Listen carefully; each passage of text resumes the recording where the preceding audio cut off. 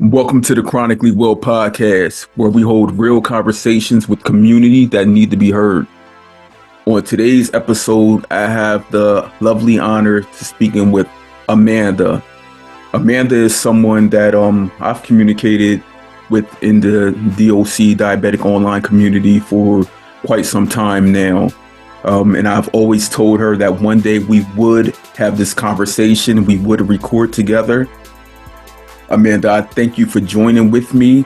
I know back in October, we also had some issues with technology, and I apologize for that on my behalf. Amanda was one of the original spokesperson or guests on the Diabetes Looks Like Who Representation Matters 2023 campaign.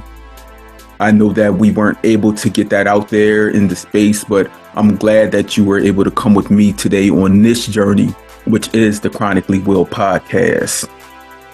Amanda, before we get started, can you just give our audience, our viewers, our listeners, a quick summary of who you are?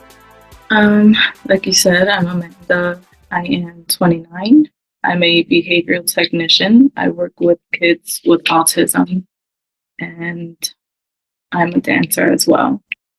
I feel like that's about it. I don't really like talking about myself, and I'm kind of nervous, so. That's fine. I promise you, within the first couple minutes, the nerves will all go away, because that's what I do. That's part of my craft, the mastery. I don't know if you can feel that vibe already. But that's what I do. Like in the DOC diabetic online community, I'm a big people person. Growing up, my dad says I was a big people person, but over the years, a lot of that have subsided. Where I'm more so like into family, into the things of that nature. Like I really don't worry too much about the outside world, as long as at home everything is in line, and things like that. But again, I've been wanting to have this conversation with you, really just to sit down and chill and communicate, because I can see your authenticity, and I know that you have some things that are inside you that you've been wanting to bring out for quite some time. And hopefully in this space that I can give you the opportunity to be unapologetically yourself, because for real, like I know that I have things that I feel as though only I know about, or only I can speak them into existence. But sometimes we need people to help pull that out of us. People that are there to not only sympathize with us, but empathize with us. Give us that pat on the back, that rub on the shoulders, that, yeah, girl, go ahead and do you. Keep on going. Keep it coming. Because, if you can't be unapologetically yourself, then what else can you be? It's all about you today. All right. So when whoever's listening to this, and you know Amanda, and you may know her as this quiet person, just know today we're going to amplify who she is, because you need to know who she is. She is not only a person living with type 1 diabetes, but she is a human. She's a spirit. She is a beam of light that needs to be shined in all communities. So again, thank you for joining me, Amanda. Thank you. You said that you're a behavior technician with people with autism. Yeah. So I have a great understanding of behavior technicians and people that work with persons with autism. My oldest son, he's actually on the autistic spectrum. So just from just seeing him every day in his movements and things, people don't see him as anything or anyone of difference or indifferent. But we have learned as he's grown and developed that there were he needed extra resources and things just to be on the same playing field as other children his age. Even as far back as him being 2 years old, but now he's older. Um, we're making sure that we align him with the resources so that he can continue his growth and development as he becomes a teen, adult, go on to live his own life as a human being should. So I'm very appreciative of people that are able to work in that capacity, because if it weren't for people like you and the gift that you give to society, give to the world, then a lot of the things that when we were growing up, when we were younger, weren't normalized, would not be normalized today. So yeah, thank you for that. And how did you get into that field? Um, I was originally doing legal work. I was a paralegal. But everything else I've done in my life has always been working with children. So I found myself looking for employment again. And they actually reached out to me. A couple of companies did. And I just decided to roll with it, to give it a try. And I've been doing it for a couple of months now. I actually really, really, really love it. I think it's like you said, building that community and having people see them as normal people, right? I hate the term normal. And so all it is just building on the skill set that they already have. And I love the idea of giving back to the community and anyone who's differently abled, and just being someone that they can lean on and grow with and grow from. And so it's been really rewarding. Every case is different, but at the end of the day, it's the same. You're making a beautiful impact. Impact and influence means so much, especially on young and the older, because not often are they given the opportunity to just be themselves. And you're able to, or people who work in the field that you work in, are able to help them develop and pull the things that they already know they have in their back. Like they have it in this big back, this sack on their back, and they're now able to just keep on pulling from it and showcasing to, society, like the gifts that they have. We all come from different backgrounds, different education. We all have different resources, but once someone is able to help us develop and pull that out of us, we're able to actually be the person that we truly are. And you said you've only been doing this for a few months, and it's very rewarding. Now, does that coincide with your own experience growing up? Like, at times, did you ever notice any indifferences in yourself, or if you had like any educators, teachers, paras that actually helped you along in your life? Help me? No. But, one of the main things I've always spoken to you about was always being the only diabetic that I knew. So in that sense, like what I do now, we will have group sessions, we have individualized sessions, and I love that because diabetes and autism, yes, they're different, but I never had that. I was the only diabetic in my family, still am.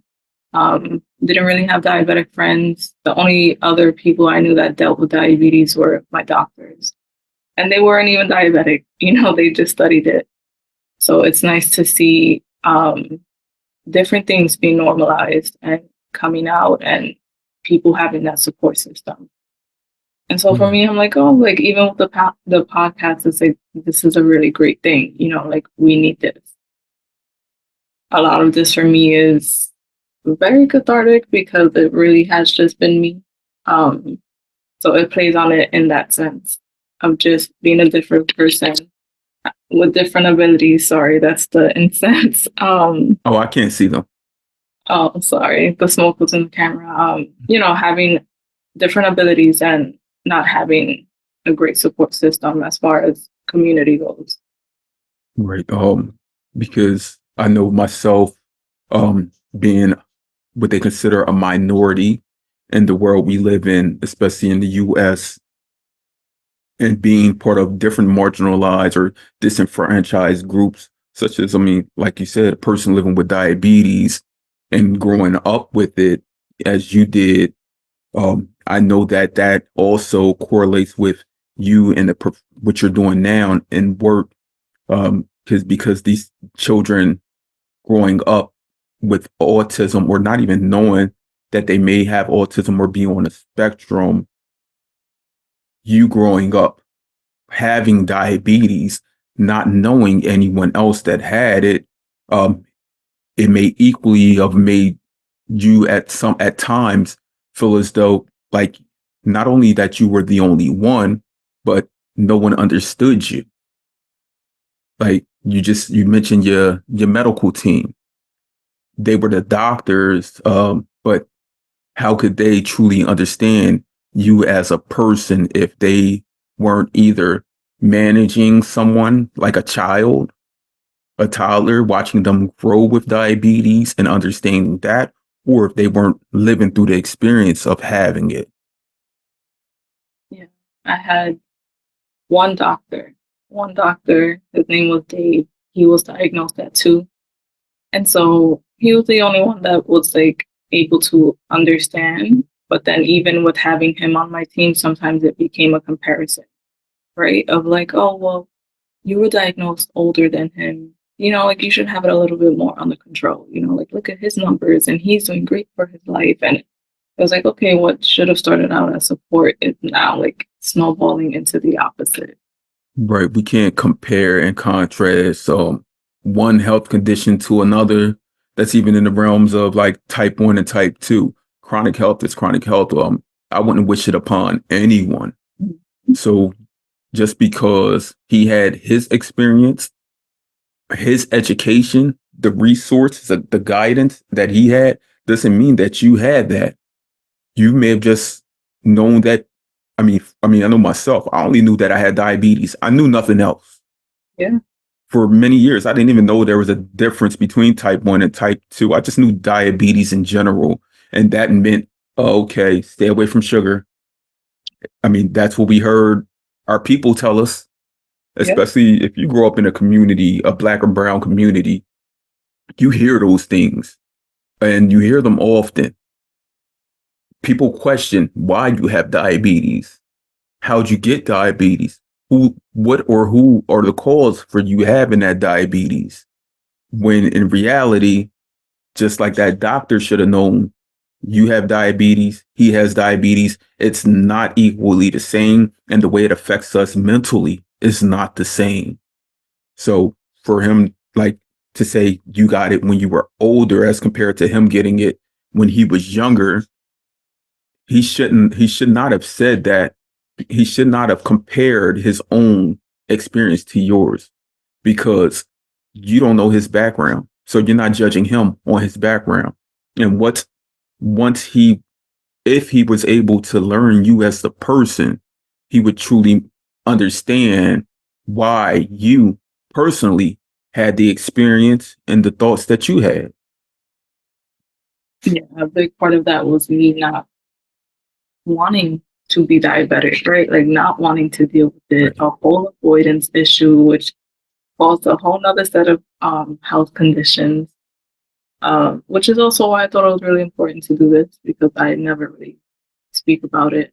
But all you ever hear are the horror stories of diabetes. And so when I was diagnosed, that's all I had. There Right. was a guy who lived in the community who grew so tired of taking his injections and everything that he just gave up. So he slowly let himself die. Then the other person with amputations and blah, blah, blah. So all you have are these horror stories. And I wanted nothing to do with it. Nothing to I, do with it. I feel you. And to not wanting anything to do with it also can mean like avoiding diabetes and all. Like we may not mentally say to ourselves like we're not caring for ourselves or our well-being, but it almost becomes innate, like natural. Like when you see so many hardships, even in life, like say like you grew up in a household with a ton of siblings, a single mother, like many people have, and just to see like hardships occur, you try to do everything you can to avoid that. And many times that doesn't include like, okay, I'm going to get this education, I'm going to meet with these groups or whatever. You're just trying to stay away from it. Just the avoidance of it because it just knowing that it's there and it's capable of grabbing you in, pulling you in, and you becoming a part of it in general, it alters your mindset. So like you just being able, like you seeing someone who was struggling with diabetes and you saw the complications of it in general as a young person, you're like, I just need to avoid that. And avoiding that means like just just like how you would avoid a sinkhole. You walk around it and keep on like go about your business and do something else, right? Like I mean, growing up young with diabetes, even older, we do that. We have to try to avoid some things because it will affect us mentally, but not knowing in the long run how that will also affect us physically. I regret my high school experience. I mean, I was diagnosed on the onset of going to high school, and that was tough. I had 14 years, 13 and a half years of like again, normal life. And so a week after I turned 14, it was like, "Whoop, you're now diabetic," you know? Um, I missed my first 2 weeks of high school because they didn't have a school nurse who can handle it. So I wasn't allowed in the building. So by the time I started, I was already behind. Um, Back then, you know, you still had to go to the nurse for your insulin and things like that, or at least stored in the fridge. And so again, going back to being the only diabetic, right? Like I didn't want to go downstairs and take my insulin. I didn't want to do that. Why would I want to do that? Why would I want to Right. stand out so much, especially as a person who is shy and doesn't like to be the center of attention? Now it's like, oh, she has to go downstairs and take her insulin. Let's wait for her before we go to the cafeteria. I don't even eat school lunch. What am I going to cover for? You know, I stood 4 days in the hospital, and then it was like, okay, go and deal with it. Like, yes, I had a great team because I did, but there's not a lot of like, well, back then there wasn't a lot of ongoing support. Yeah, that's something I fight for especially in our communities. I fight for upon diagnosis, there should be therapeutic measures put in place, especially today when we know, when our parents were growing up and everything, there wasn't so much of a focus on mental health and mental well-being. That's why there are many struggles that still exist today. Um, but we know today that we must equally treat our mental health as we do our physical health and well-being. You can't have one without the other. There's no way a person can say they're 100% focused and physically fit and everything with so much pain and trauma that they have not had the experience of any therapeutic measures in remedying that. There's absolutely no way, and there's no way that someone could be all happy and giddy and feel like amazingly about everything mentally when physically, like your body is breaking down. So like, and I don't know how today we don't have those shared resources when we know that trauma, being diagnosed with diabetes, living with diabetes, being a child at 14 years old, being removed from a classroom to go to a nurse. There's so many steps of trauma that are there. You got the diagnosis, you got the initial like questioning, like why? Why is it me? Why am I going through this? You have your parents or siblings questioning and asking how did my child get this? How did my sibling get this? Is it going to occur to me? You have, once you enter the school building and back, everyone's wondering, where were you at? You've been gone for 4 days. So many questions to someone like yourself who who's shy. I'm not going to say timid, but shy, and it may have built on a high anxiety now. There's so many therapeutic measures that should have been put in place. Now you got kids asking, where's Amanda at in school? And they're sharing that with everyone around the school now. So now when you hop in the building, people who you've never even had conversations with are probably asking, what's wrong with you? What's that? You got diabetes? And on top of that, you're getting called down to the nurse's office, separated from your class. Upon diagnosis, especially for someone in those adolescent, young teen years, our families, our parents are, for the most part, unfamiliar with things such as 504 plans, IEP plans, things that are needed, we know are needed today, just so that you as a child living with any kind of health or educational related disability can be somewhere near or reaching the equitable measures of education that other kids are reaching. There's so much trauma that's involved in that. Because I'm now picturing you at the nurse's office, and you already or probably don't want to give injections. Yep. I don't know if the nurse was assisting you or the nurse just expected you from day one to know what you were doing. She expected me to know what I was doing. And this is why I say I regret the choices that I made, because sometimes I would skip it. I would skip it. My mother would not get a call. My mother would not know. I would skip it. So of course I was running high. And I think by 15 or 16, they were like, oh, you are starting to have protein in your urine. Now you need to be on kidney medication. And I'm like, well, like, here we can go, all the horror stories. Mm-hmm. And so, of course, I take accountability, but then another side, another part of me is like, and where was the school? Like I was 14. Where was the school? She was in charge, but she wasn't in charge. So I feel like a little more intervention, a little more effort would have gone a long way, because I'm not a stubborn person. So had she really been like, you need to do this, I would have been like, oh, fine. And again, like you were saying, like all of therapy, the IEPs, all of that, I had none of it. So of course, it's not normalized. So everybody's like, oh my God, what is that? Oh, she wasn't here for the first 2 weeks. Oh, now she's hospitalized. Oh, now, so nothing is explained. They're not used to this, but then the burden of explaining it is on me. And so, oh, go down, you need to do your insulin. Oh, no, I don't. I'm fine. And nobody else is none the wiser. Not at all. And so that's just how it went. And now I'm what? Yeah, I'm 29. I'm on kidney medication for the rest of my life. Being 14 years old and diagnosed, and now you said at 15, 16, you're spilling protein in your urine, basic kidney infections. Mm-hmm. Between those two years,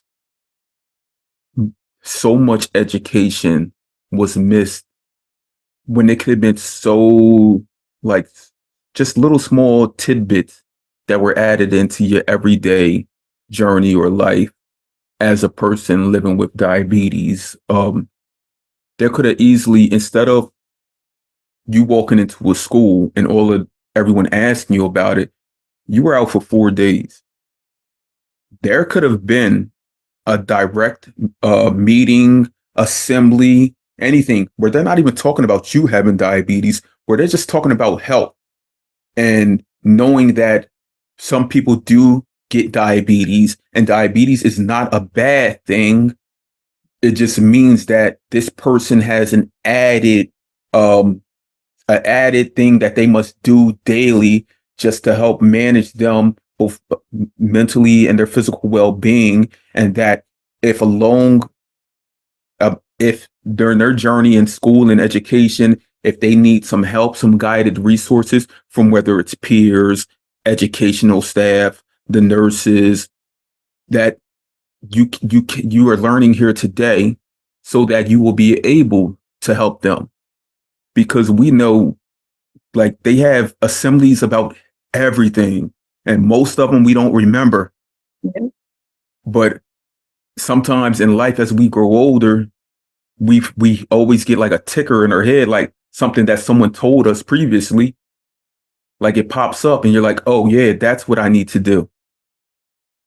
So if they had that assembly, not saying that you were the person with diabetes, those kids would have been more welcoming to you entering, and they would have known not to do this, not to do start the finger pointing, and you as well entering would have been more welcome. You would have been it may have even opened you up more at that time to being able to check your blood sugars, give yourself insulin. So there's so much that was missed, too much that was missed. And I'm going to let you know right here today, Amanda, that is no fault of your own. You were a child. We know, I know growing up in my own household that I was forced to grow up fast. Um, but at the same time, when we look at someone today, a 13, 14-year-old today, we know that they're still a kid. We know that mentally they're not fully developed. So we must also look at a 13, 14-year-old 15, 16 years ago and know that they too were a child. They too weren't fully physically or mentally developed. And that even an adult, if someone's diagnosed at 20, 21 years old, diabetes isn't something that we just know. It's not. But it would have been easier for the adults that were supposed to be in your corner if they were to learn more about it. If they were able to learn more about it, they would have been equally able to share with you some of the necessary measures so that you can be at your best today. And I hope by people listening and fully understanding your story, your journey, your path, that whether it's friends, family members, adults that were in your life growing up, even adults that are charged with taking care of children today, they understand that we cannot, as adults, tell these kids, like, you got this, you handle that, because you're not going to give them, you're not going to give them the codes to your banking account. You're not going to. Living with diabetes is a lot. Yeah. You don't want them raising an infant at 13 years old, And living with that's diabetes. my school nurse was absolutely handing out birth control, double shot. But dealing with diabetes, she knew nothing about. It was just your insulin that's in the fridge. Are you going to take it? Or come down and take it? No? Okay. She didn't know what a blood sugar was. They just needed someone there who could oversee whether I was doing it or not. Right. And for nothing, for no intervention at all. She was just the person with the drugs. Yeah. Did you always, you said you went to the nurse's office and took insulin, but you didn't eat school lunch. Yeah. How did that go? It didn't go well because on top of that, sometimes I would skip it. And again, this was early on in my diagnosis, so I was often running high. They were trying to find the right carb ratio and everything like that. Not wanting to do the finger stick, so sometimes I just went by like the sliding scale. If I was gonna eat or if I bought something to eat, then I would just like help with food. So I was missing whatever my sugar was. And she was just like none the wiser. Like really, she was just there to hold my insulin in the fridge. That was about it. Right. Did she ever like seek you out, like when you skipped? Not really. sometimes it was like in the very beginning, it was like, oh, you have to take the insulin. And then I would be like, I'm not eating today. And she would be like, okay. Not like, oh, did you check your sugar? What's your sugar? Would you have to cover for your sugar? Just like, okay, you're not eating. Okay. Right. So she just thought insulin meant sugar, not knowing the stress, the adrenaline, all of those things, being a young lady, the hormone and fluctuations. She didn't even put all of those, like, she didn't consider any of those things. That's just wild to me. I mean, I know today, like, I don't want anyone touching my diabetes except for me. Like, I don't think it's an option, really. Like, it's me personally, but at that age where you're just learning it, it's better if y'all were to have learned it together. If she would have took the time, because I'm pretty sure, well, I take it, it's high school, right? Yeah. I don't know if people were just going to the nurse's office just to go sometimes, because I know I did that. Sometimes I went there just to go to sleep. Yeah. Like, I complained, like, my stomach's hurting, and she's like, go lay down. Next thing I know, it's 3 hours later. Yeah. Yeah, those are some good times. Look, I mean, high school was, I don't know, to me, like, some people, high school was like this big, like, party, like they loved it, enjoyed it. To me, it was, I mean, I have some close friends that I'm still close to this day. But other than that, like, high school to me was like a blah, like, I Yeah. don't know. I could have went without it. Yeah, that's how I feel. But I feel like it was, again, clouded by the diagnosis and, Mhm. Everything that followed after that. Right. Because I do feel like with better management, I probably would have been a lot happier and a lot more secure. Mhm. Um, but those were the times. So I can't go back and change that. Right. We can only move forward with what we know today. And I mean, you probably didn't even understand like how stress was affecting you in diabetes. Like, No. I know personally, I didn't really understand stress and diabetes until I started wearing a continuous glucose monitor. Like, so many things, I was like, this is really affecting me. So yeah, it's too much. And you just had, on top of that, you had the regular high school routine that you had to do, like testing, Like, why um, do you not talk about that? like how Why, why does no one talk about that? Do you know how stressful high school is? in general. Okay, and then the one thing my doctors told me was try not to be too emotional. That's how they were forewarning me that, like, our stress levels affect Mhm. our sugar. So I'm like, okay, be a robot. Right. And today, I'm a person with living with diabetes. Um, Sometimes I can't control them.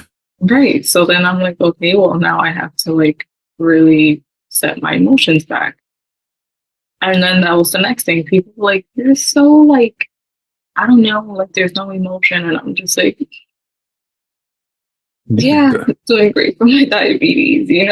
Like it yeah, was just so much. the adults that were supposed to help you along and guide you along this journey were training you to be something other than yourself because they didn't want to have to deal with the emotions.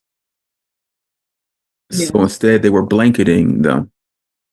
Yeah. They told me try not to be so emotional. They told me not to date. They definitely told me not to date. I remember that. I was sitting in a hospital and they were like, try not to date. Boys will stress you out. Don't let boys stress you out. Your blood See, sugar matters more. And I was like, see, if we were going to the same high school, I would have had a problem with them telling you that. yep. I was like, Yup. wow, okay. Yeah, So I that's really used to say that to boys. They like, I can't date. Like, look like, but and you're you gonna didn't even give stress them a me out. reason, probably, right? Yeah. Just you couldn't do it.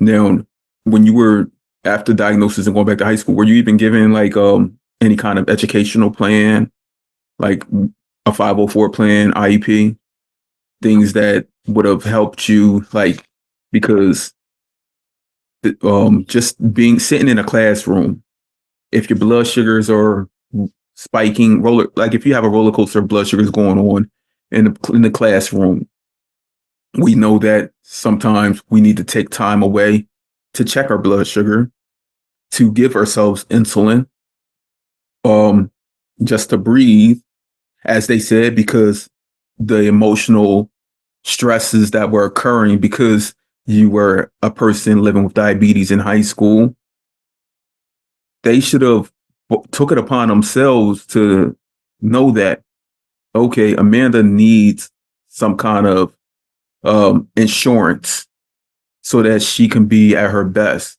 Like, I remember being in 11th grade having to do like this big essay in English class, like 20 pages. Like, and I'm thinking now, like, would you have been able to do that? Like, when you're faced with a new onset of diabetes, you have everything else that's occurring within the high school. How could they think that you could perform at that same level at all times? Yeah, I feel like, and I think it's not just centered around high school. I think people in general, especially with the diagnosis of diabetes, people who don't have it, they tend to do the most in the worst way you get it. So, like, again, there was no intervention for actually helping me. But then when it came to looking at me as like someone who was ill and disabled and with all this pity, there it was. Like, oh, she's so different. She can live a normal life. But then it's like, at the same token, you go do whatever you need to do. There's no actual help. Like, you'll be fine. You got this. It doesn't make sense to me, but I also feel like I can't carry that because, again, Right. you learn with the time. Right. And now today in the work that you're doing, you know that you can't look at people in that same way that they looked at you as a person who's ill, someone who's not able to care for themselves, because you know that given the resources that you are able to, I mean, how was it like for your family? Did they understand diabetes at all? Do they even understand it today? They understand it today, but back then, no. And that's like another really big burden that I really want the world to understand. And a part of me is like, I will never forgive you for the trauma you put on my family. There's like no intervention at all. Like my mom, she's very like full of anxiety, and so she's very sensitive. I've always hated needles. She hates needles. Like, I mean, I used to have panic attacks, throw up and cry when I used to get blood drawn. So to then have to start with the needles because you weren't given a pump right away. And she's mom. I'm 14. They're telling her like you need to learn how to do this. It just threw the entire family for a loop. And then they would question like, oh, why her, the one who's the most afraid of needles? So my mom went through the thing of where like she didn't feel strong enough to do it for me. So she was like, how the hell am I going to help her? And she would have these conversations with the doctors and they would just be like, oh, you're strong. You got this. And she has to learn as well. And so it's like, yeah, like I really just took over. I mean, and rightfully so. I'm 14, I'm in high school. I'm going to be alone most of the time. But again, there was no like, hey, sisters, brother, how are you feeling about this? Like, don't pay attention to the horror stories. Your sister's not going to die in 2 years. Like, this isn't that kind of deal. It was just like, wow, your family's coming to the hospital and like literally sobbing over your bed. Great support system, but what can we really do?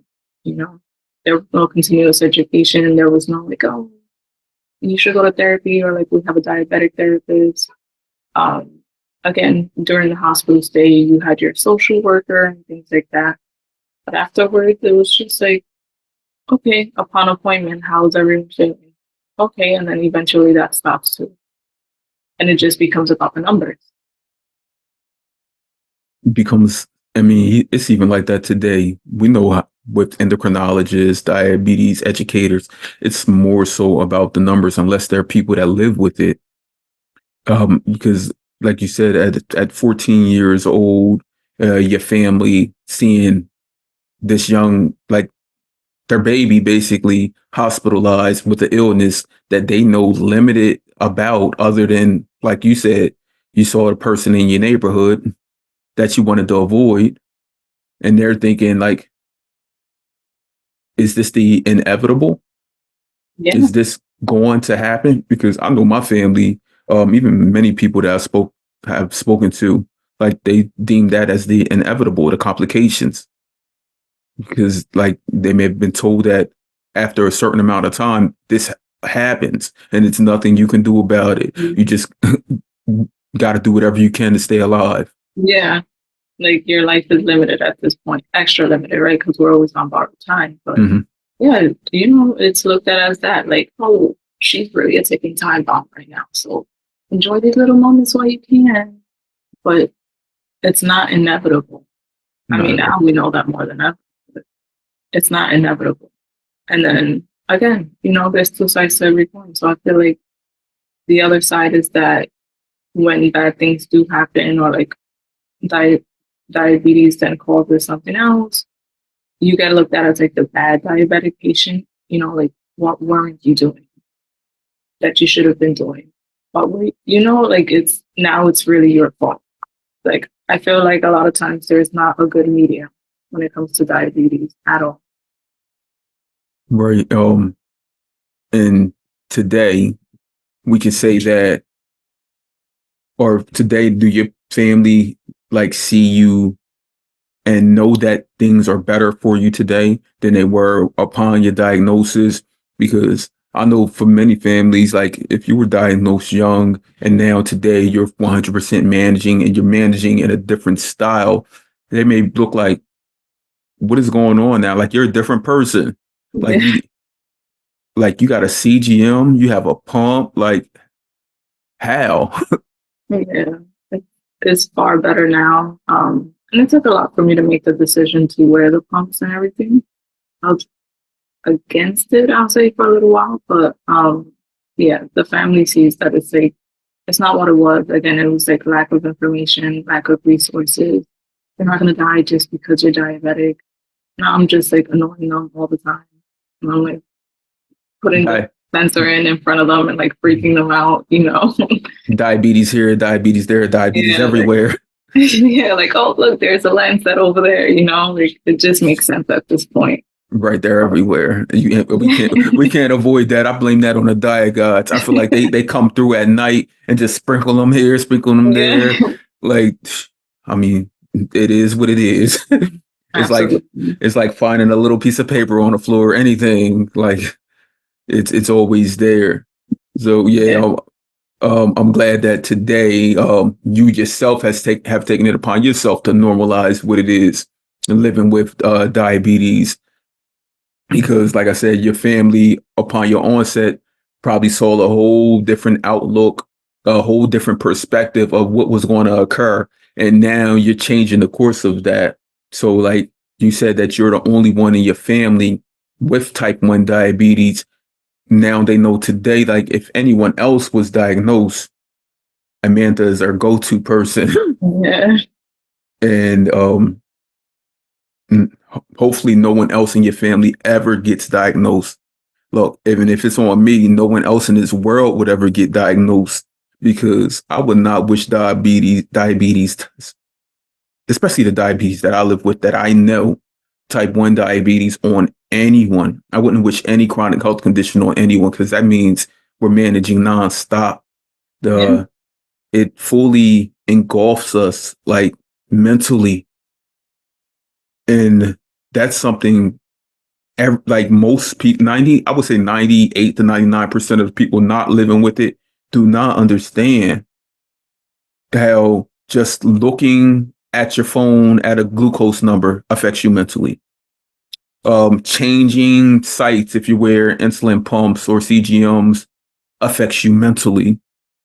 Just every aspect of living with it, not knowing when your supplies are going to come in, having to contact customer service is the absolute worst for me because, like you said, we're all on borrowed time. So 50 years or whatever from now, if I'm on my deathbed, I want to know who's going to give me back that time because so much of it has been wasted in trying to just live. Like, if we add up all the time, like on average, when I speak to people, they're like, on average, when I have to call customer service, that's probably about 45 minutes. How many, and just think about how many times you do that per year. And when you're at the end of your life, all of that time that you could have to be able to just speak to your loved ones, just to share insight, give them any valuable knowledge through your own lived experience, just to just be there, just so they can embrace you. Like no one is giving that time back. And that's something that affects a lot of people mentally. Absolutely. I remember, I think it was maybe a year and a half ago at most, the pharmacy from around here didn't want to give me my insulin when I was still doing the pens. They were trying to withhold the insulin because they said they needed a renewed script. So my mother had to go up there and she cursed them out. And she was like, my daughter's not gonna like end up in the hospital or die because if you think she just magically didn't become diabetic overnight. You know, like you sent the message out on a Friday at 3 in the afternoon. You think the doctors are gonna respond? If you know she's diabetic and she needs this constantly, why didn't you send that, that little message out beforehand? Why wasn't it top priority? And so he ended up giving it. He gave it to her, and he was like, "Well, if that script isn't here by like Tuesday, I'm gonna have to call insurance." And she was like, "Oh, can you do what you have to do? Like you can't withhold insulin. That's ridiculous." But they gave it to me. But it's instances like that where it triggers me so much because it just makes me realize like how little control we actually have. Because at that point I was in there. If they didn't want to pass over that pen, what would have happened? She wasn't going to jump behind the counter. She would have went to jail. Look, she would have pulled a John Q. Because look, I tell everyone in this community, because I tell people to reach out to me if you need any resources, whether it's pump supplies, insulin, or whatever. Because on my watch, no one's going to go without. And I know a lot of people are like, well, I have to focus on my own health, my own well-being, so I can't really think about other people. But that has helped me a lot in the stages of like burnout, because I know that I'm not the only one going through this. So yeah, your mom, she put on that cape, and she probably look as you still today as her little baby. Yeah. She probably has a nickname for you.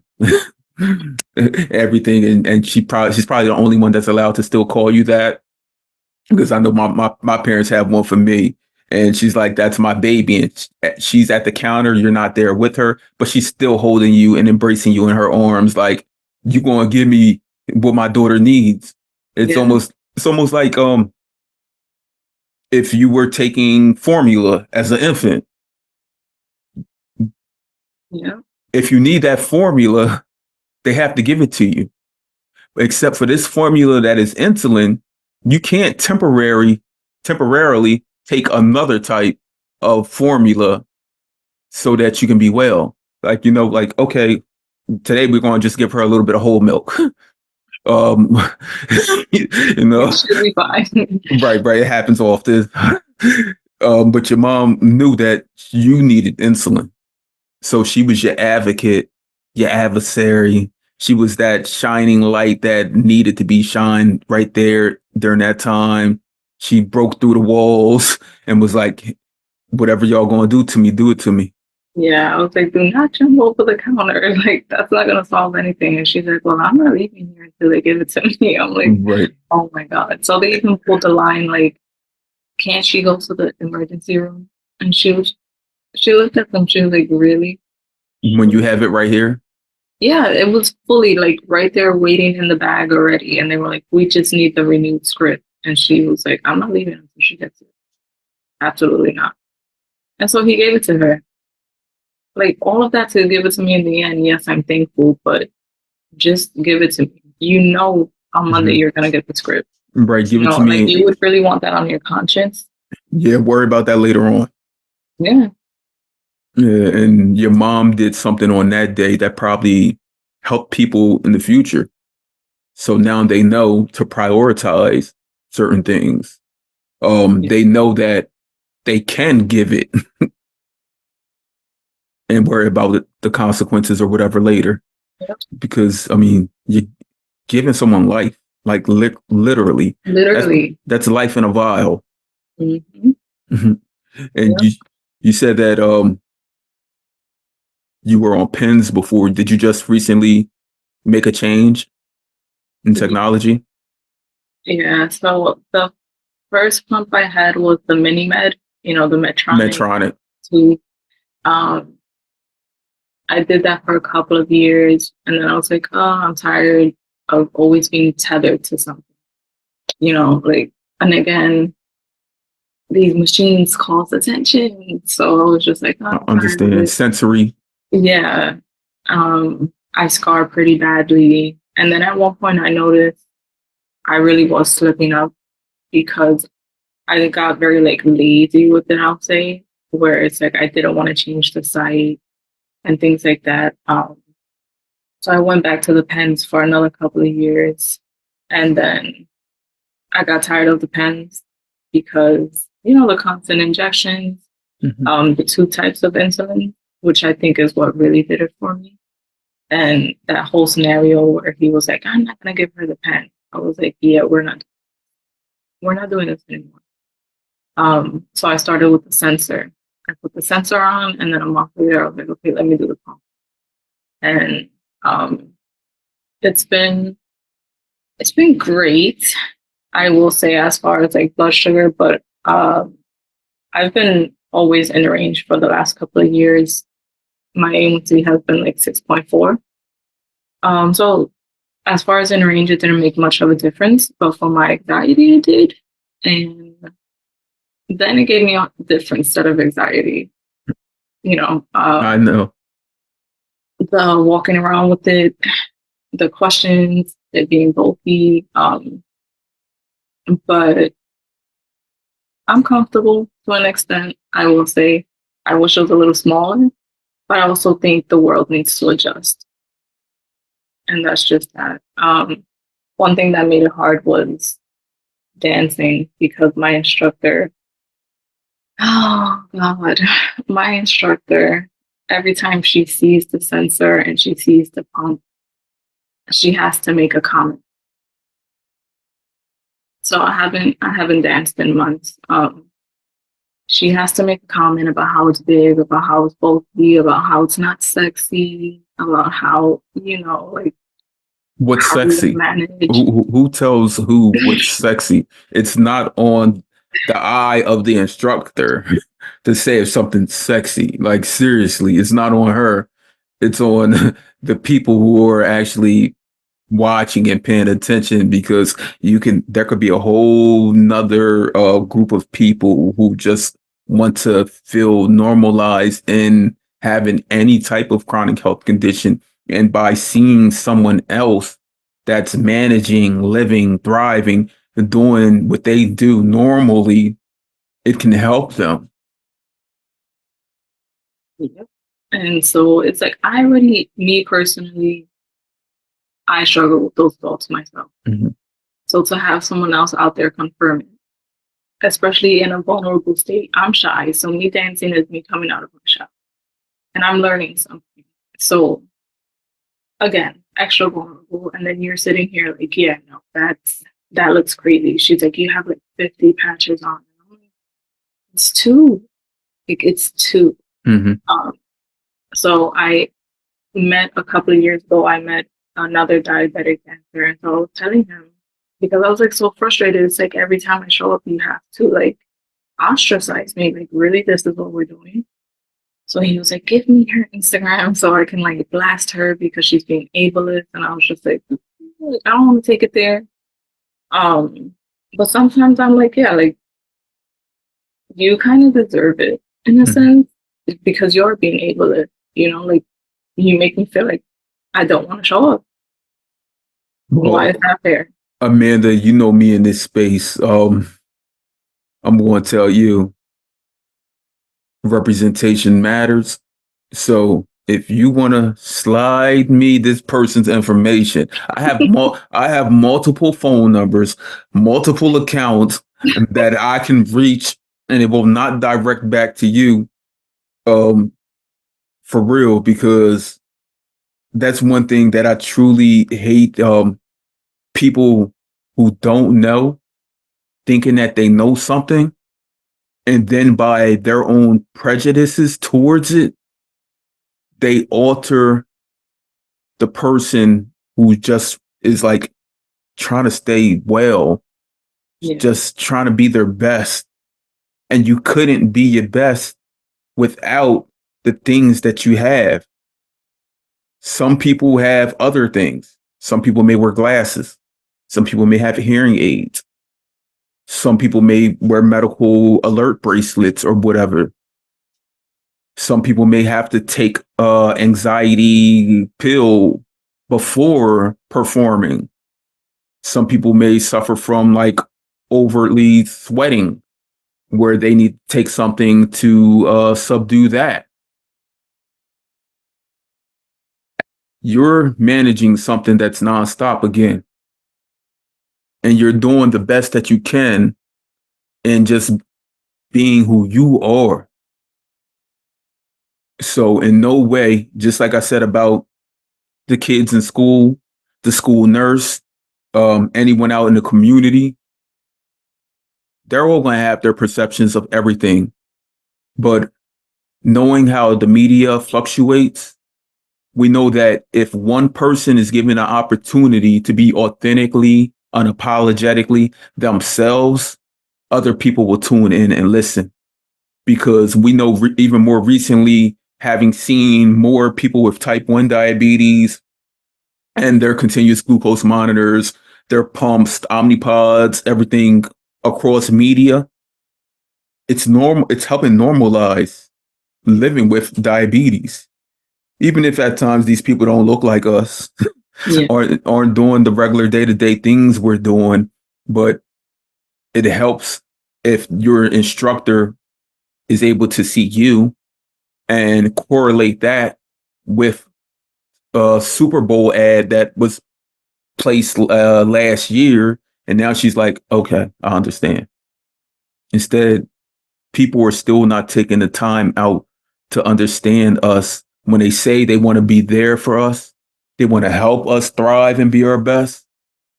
But the only way you can do that is actually just sometimes just backing off. Just backing off and letting the person breathe. Yeah. I just also feel like maybe it's me, I'm just not that type of person, but I also don't feel like why do you feel the need to say that? Like I would never see someone out on the street and be like, oh, why'd you wear that? Whether it's a shirt I don't like or it's a medical device. Right. I'm not gonna be like, why? 50 patches. That's not sexy. Who's gonna want to look at you? Like I would never talk to someone like that, And so I have multiple chronic conditions. So she's always like, oh, I'm here for you. You don't have to go through anything alone. And I'm like, you see the way you talk to me when I show up? Like I don't need you here for me. Right. She tries to sympathize instead of empathizing. Yeah. I'm good. Are they like this with other things? Have you noticed this? Absolutely. Yeah. This is just who she is as a person. So in a sense, I didn't take it personally. But at the end of the day, like that's still not a comment that needs to be made. Right. Right. Although it inspired me to want to open my own studio for people who look like me. So I thank her for that because I think that's a whole nother career I want to go into. And we're gonna make that happen. Right? Yeah. If that's truly what you want to do, we'll make that happen. Put it out into the air. put it out into the space, and hopefully you'll get the grants, awards to do that, because I mean, it'll be original. Yeah, Originality is what sells today. I really hope so. I mean, I believe so. I know I'll get there. You'll get there. Now you said she was your instructor in dance. What type of dance? Can I really say it? You can say yes. Yeah, pole dancing. So we did pole, we did floor, we did like chair. We even do, well, I used to do fitness with her and everything. So it's, like a wide range of things. Mhm. But, when you're not respected, sometimes you just have to stop. Why would you ask if you're allowed to say that? Oh, I don't know. Cause, like some people be like, oh, pole dancing, like you're, all the labels come. Look, an athlete is an athlete. A cheerleader is an athlete, right?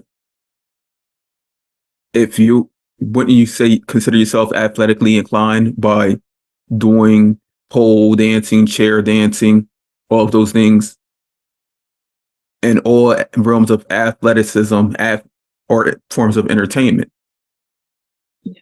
right? Yeah. So, I mean, in this day and age, I don't know how anyone could look at you or anyone else indifferent, because it's normal to be you.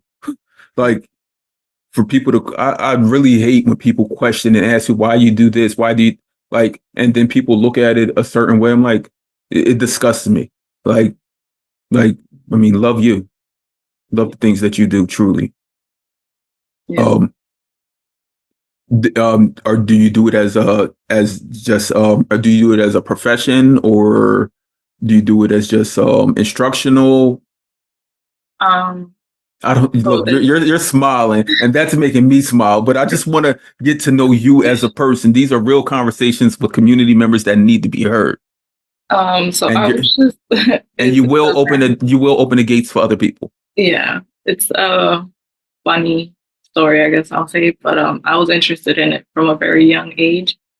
Sounds really bad, but I had graduated college and I decided to put me first.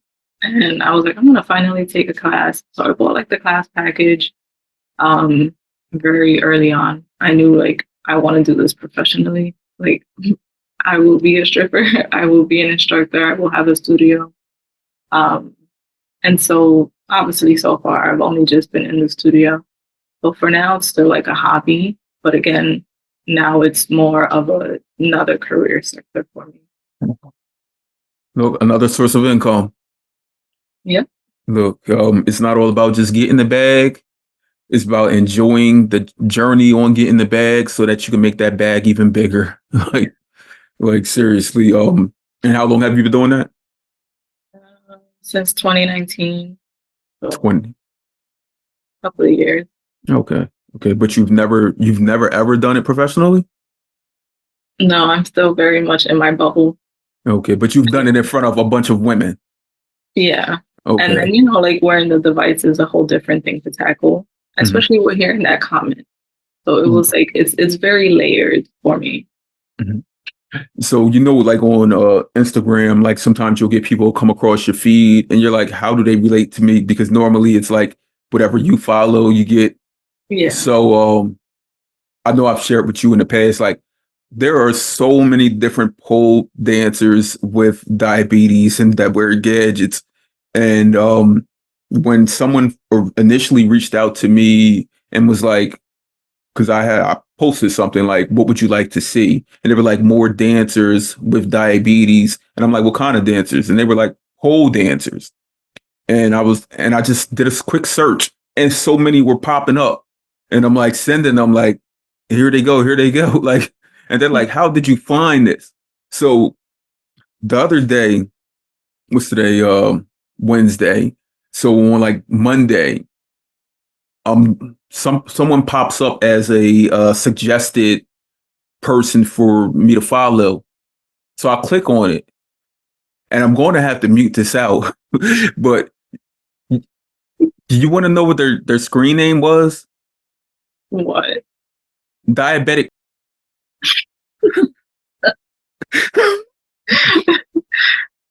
Word on everything. If What? you look, word on everything. If you search for it, you're gonna see it. And I was like, I thought it was just like a play on words or something. So Right. I click on it, and it's actually a porn star who has diabetes, and she wears her medical devices. She has her Omnipod, or no, not Omnipod. She has her Dexcom. She has a tube pump, and she has like these photos of her at like, I don't know what they're called, like award shows, like porn star award shows and Yeah. stuff.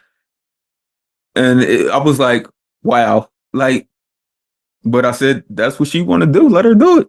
She's norm Representation matters. Representation Absolutely. matters, and she's normalizing being a diabetic. It's a brand. It's her brain. Like, that's what I said. I said, I'm pretty sure if someone were to Google it, She's gonna pop up. right? Yeah. Because I mean, as a person living with diabetes, you do want to see more people capable or able to do other things. Like, for years, we weren't able to be pilots, weren't able to have CDL licenses, weren't able to work in law enforcement, still not able to be in the military. Like, Mhm. there's a diabetic head pilot now. Um, there's diabetics that work in law enforcement, diabetics with CDL licenses. So we know that people, like, the barriers do need to be broken through. Yeah. I actually kind of love that she's a porn star. Like, I'm not even gonna lie. I love that. And you're gonna Google her, I love it because that, again, that's like a self-esteem issue that I and struggle with. it's empowerment, Yeah. So it's like, okay, like, yeah, you can wear your devices and be sexy. Call that. Like, right? you're still attractive. Yep. I mean, seriously, if you can have people in the gym, bodybuilders working out, showing everything, why can't you equally have someone who's engaged in whatever profession they want or they enjoy, like, with a smile on her face? Why can't Amanda be who she wants to be while sliding down the pole, going up the pole, doing chair dances, whatever? For real, we're gonna speak that into existence. Yeah. All right. But it's Oh. interesting as far as like wearing the monitors go, Mm-hmm. because I don't know if you've seen the commercials for like, I don't remember the specific brand, but there are certain weight loss companies that are now giving out sensors. Mm-hmm. So it's like, okay, this is where we should have been years ago. I'm appreciative we're here anyway, but it's not still so normalized that nobody makes a stupid comment. But it's interesting, you have these weight loss companies, these weight loss journey places that are giving sensors to track how your body reacts to certain foods in order to help you lose weight. Right. Hopefully that will But normalize what it is wearing, but at the same time, we know how hard at times it is for us to get the devices we need. yeah, Even Dexcom just released, got FDA approval last week for their for continuous glucose monitor. It's called Stilo. It looks identical to the Dexcom G7, but it doesn't have G7 on it. It has a different type of design on it, and it's over the counter. And it's supposed to be 50% less than the sensors that we use.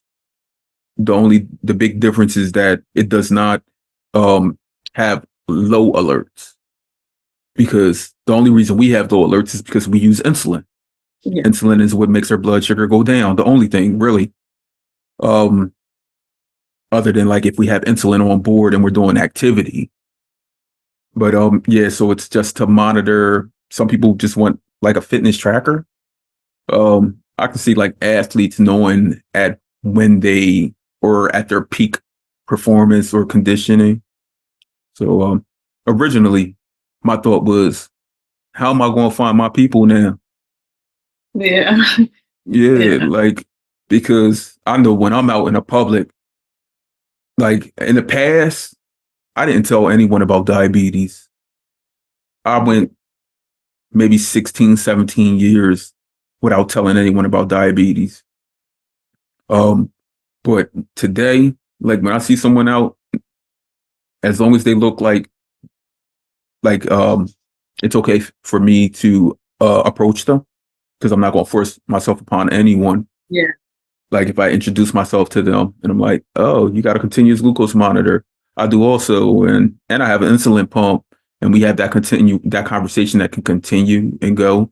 But now knowing that Dexcom is having one that looks very similar to the sensors that the majority of us wear, it's like, dang, now I can't even approach a person. They're like, no, I'm not a diabetic. I'm just doing I'm this. at, I'm wearing yeah. this because, because there's so many stigmas that are still placed upon us living with diabetes, Mhm. even 15, 20 years later. Yeah. Growing up, did you have did you say you went to college? Did you have a career path or that you wanted? Absolutely. I studied criminal justice and sociology. Hmm. So I originally wanted to do FBI. I wanted to be a criminal psychologist. And I was just like, this is so much. But I mean, like to this day, I'm still very passionate about it. I think in a perfect world, I would be able to do it still. But it became a lot, especially dealing with like multiple chronic illnesses. It became a lot. And so um I started college late, right? Um, so I didn't graduate until I was 20 something. And I went and I looked at the criteria for like what I wanted to be. And I was like, you had to be in the field by 30 and you had to have like really good credentials by then. You needed like your JD, your doctorate on top of your master's. And I was like, No offense to me and to anyone else who wants to try. But by that age, I was like, yeah, I can't do all of that. Like, I can't do all of that back to back to back to back. You needed to have the experience as well as the education. And I was like, that's not happening. Like, I always Yeah. tell people, I started my adult life very late because of all the illnesses, Mhm. but I'm here. I'm still happy with what I do. Right. So Oh, did you enjoy your time like doing college and everything? I loved it. You I loved loved it. you loved it, and Honestly, if I could go back, I would. Like, I've been itching to go back for my master's. I just like school. I do do it. really well with school. Education is a forever ongoing thing. Like it never ever ends. Like as long as it's something you enjoy, and the government decides to pick it up and pay for it, then do it because it should not be coming out of our pockets No, at all. Just like, and especially like if you're a person that's managing multiple chronic health conditions as you or as I am also, we should be gifted that opportunity, especially when we consider going back to when you were 14 years old, those years that were taken from you yeah, in education because they weren't giving you the resources and the guidance that was needed. Like that need to be put in a plan for today. Like I need that back. I need everything that y'all owe me. Like seriously. because in reality, we are old. Look, We're old. We're old a oh, lot. we're look, first I thought you said old. I said, don't call me old. No, Old, yes, yes, yes, yes. That we are old a lot. Yeah. So many things that were taken from us and nothing was put in place to better us. yeah, Like we were given insulin that costs X amount of dollars to stay alive. Like, and I understand why. I mean, there are people who decide, like, I don't want this burden of diabetes, of any other chronic health condition. And that's an individual thing. Like me, like I've worked in art and trauma therapy for many years. Um, I also work as an educator in media literacy with kids who at an alternative school setting.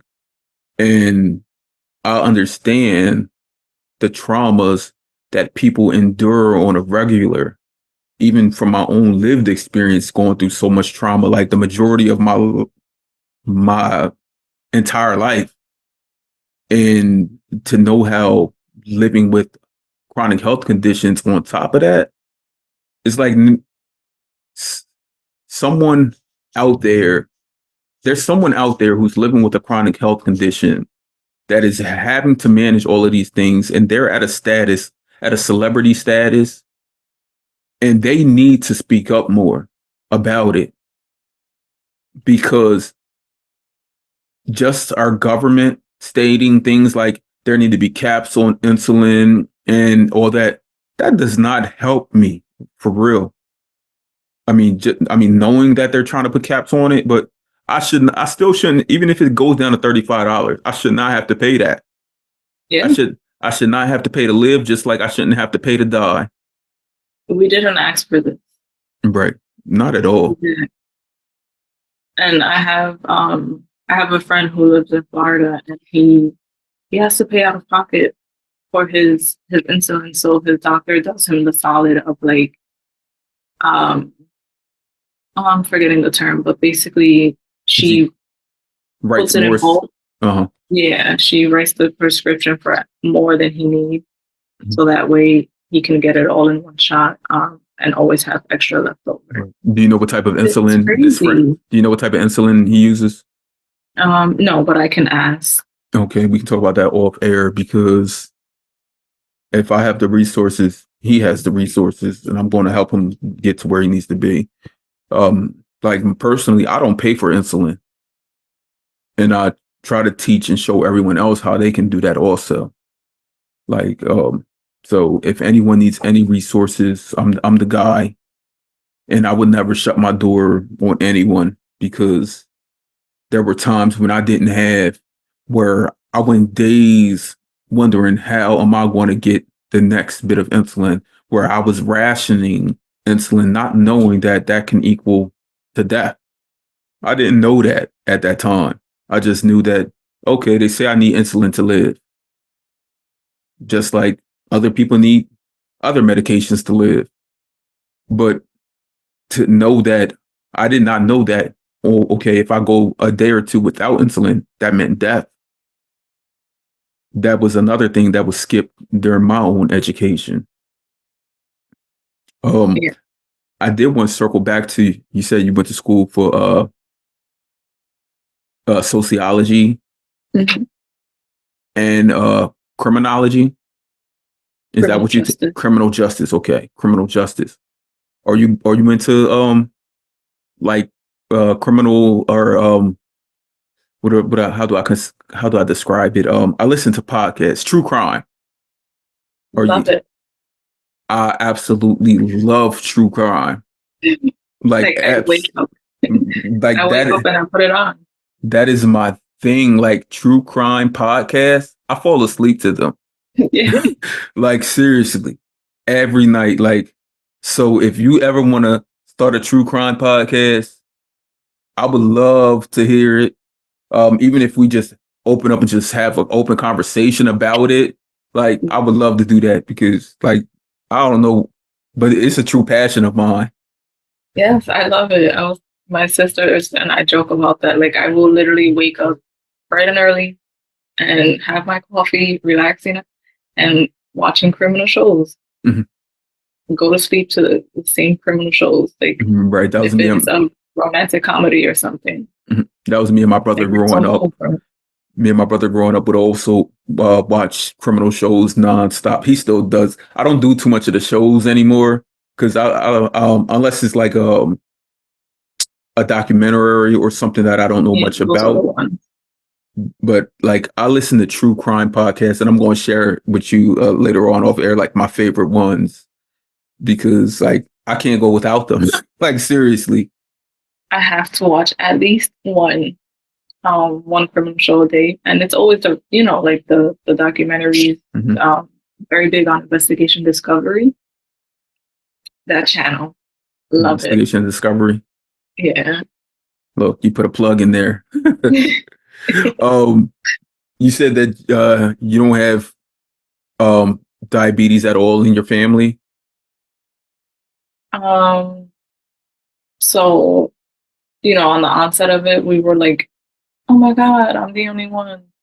And then it's like as we continue to dig and look through family history, there's been at least one other case. I think it's really like two other cases. Hmm.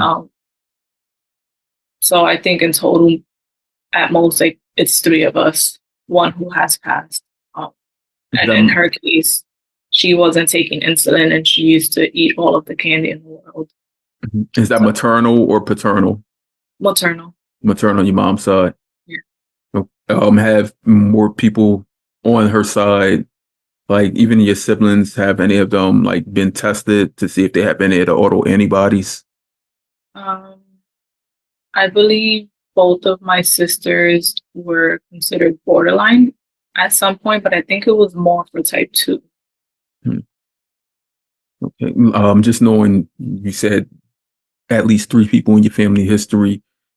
When doctors say borderline, I'm always like, what do you mean by borderline? Like borderline, like I'm going to get it, or borderline, like I'm not going to get it. So, and when they say borderline, that means that they truly don't know what type they're on a border for. So if they are able to go through like TrialNet, trialnet.org, where you can get actually free testing done, where they will send you a blood testing kit, and you being the CSI person, you may enjoy this.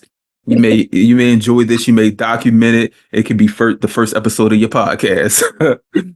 You can actually do the lab withdrawals at home, put in a tube, send it back, and they'll contact you and let you know if you have any of the auto antibodies that will lead to type 1 diabetes. So with that, it can help you delay the onset by they have different clinical drugs like teplizumab or Tzield that actually slows down the onset of type 1 diabetes. And the number one thing that it does is that it gives you the opportunity to learn more about it, to watch for the signs, to avoid things such as DKA, because we know we don't want DKA.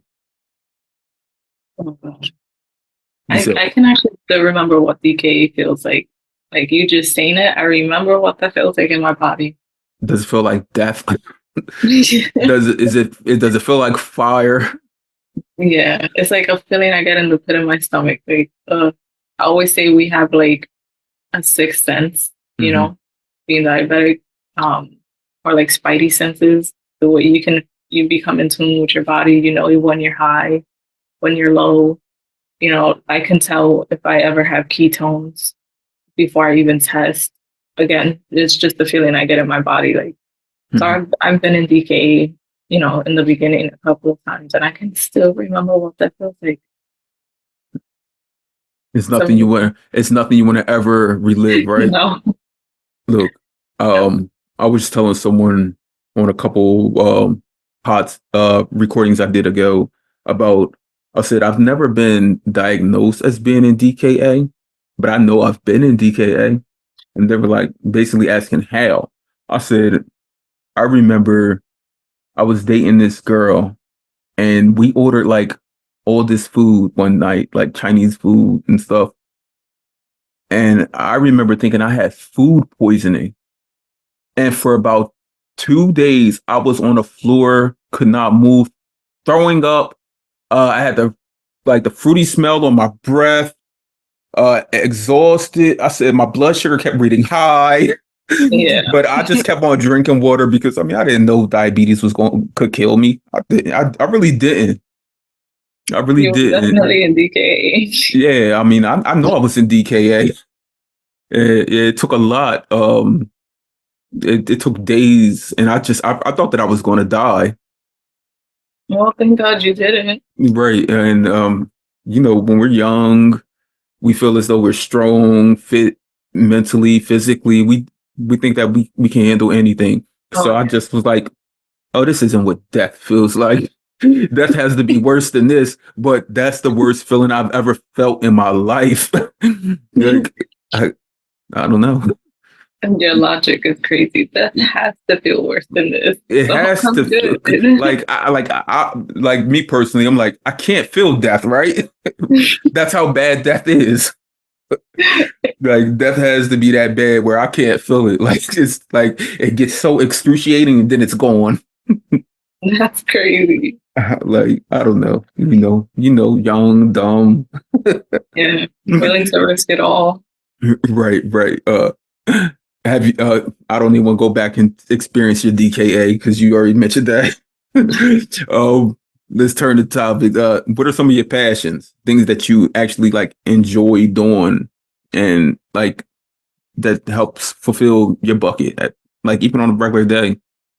Um, I really do value relaxing and doing nothing, even though sometimes I feel guilty about it, but I think everybody needs that. I love going to the beach. I love beaches. I love water. Anything to do with water. Um, I like being relatively active. So again, like dance. I like things like yoga. Um, love music. Love, love, love. Big on music. Um, like watching movies. I'm fairly simple. Cooking. I like to cook. I think it's a love language for me. Mhm. Um, Everything you just mentioned, you said you like going to the beach, you like relaxing, you like watching movies, you like cooking. You know what this sounds like? what? Like, because I do have that in our notes about relationships and dating.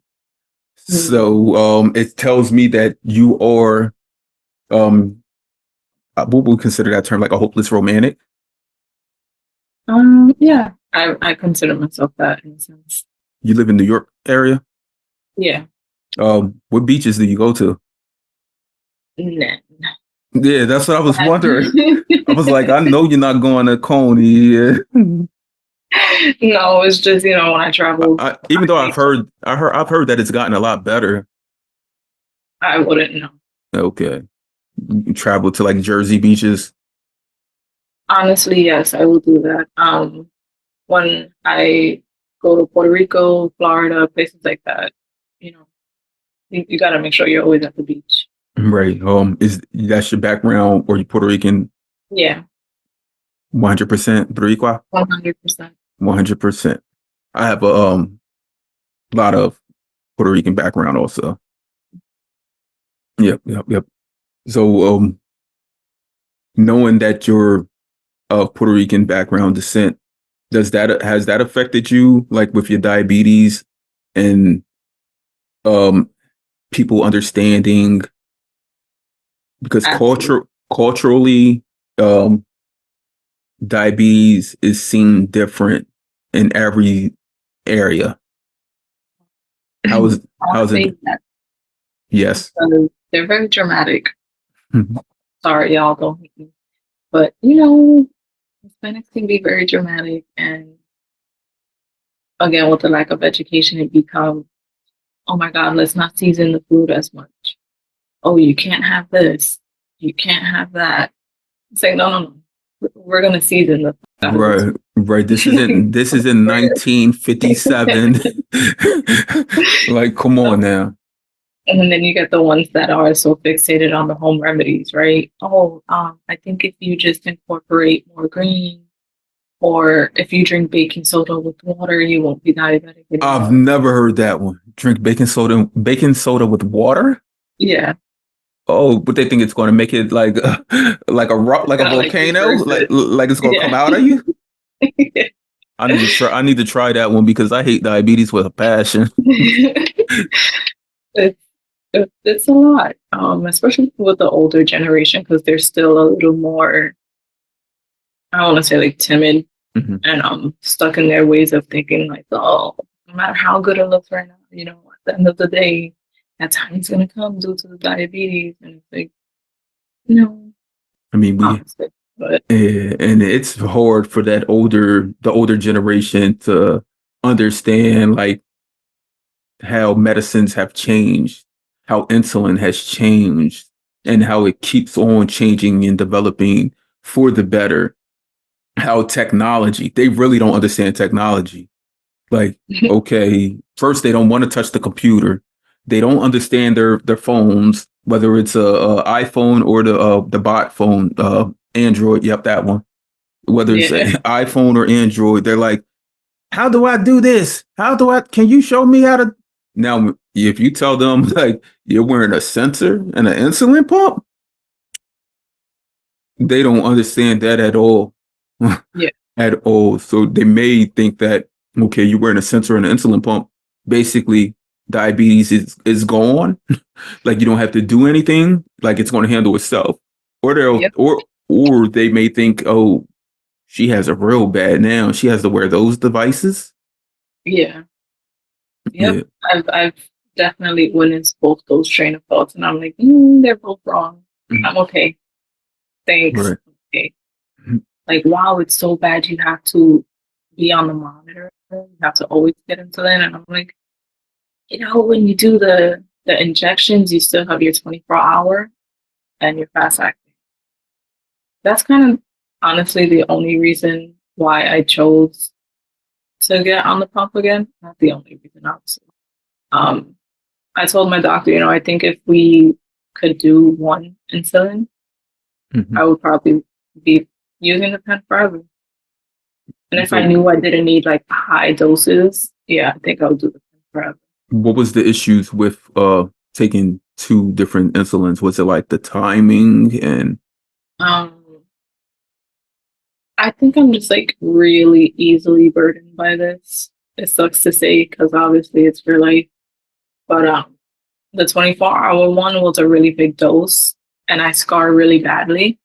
So anytime I would inject it, even if it was a new site, I would get sore really quickly or it would like bubble up a little bit.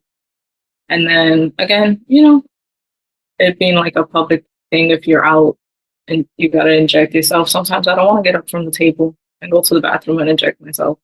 For what? right. And oh, you're gonna have a snack, you gotta inject yourself. But I don't know, I think they're both like there's a lot of pros and cons in my mind for both. I remember the first time, I believe I was in Virginia Beach with family, and I pulled out an insulin pen I was using at the time. We were at like a seafood restaurant on the beach, and I pull it out and I go to inject my stomach, and I remember seeing someone like look like Yeah. they couldn't believe I was doing that right there while they were eating, and I just went ahead and did it, and like that was the moment where like things really changed for me, maybe as far as being outwardly able to like showcase, like, or not showcase, just inject in public. Because I know today, I know it's always going to be in the back of my mind, like thinking like, because I don't like people staring at me at all. I don't like I can't stand when people are in my Yeah. face at all. Um, and I don't, because I'm when people like do something that offend me, I never ever like hide about. Like I'm always like look at them like basically like you looking at like you got an issue with me. I've always been like that, no matter if it was as a child, as an adult, whoever.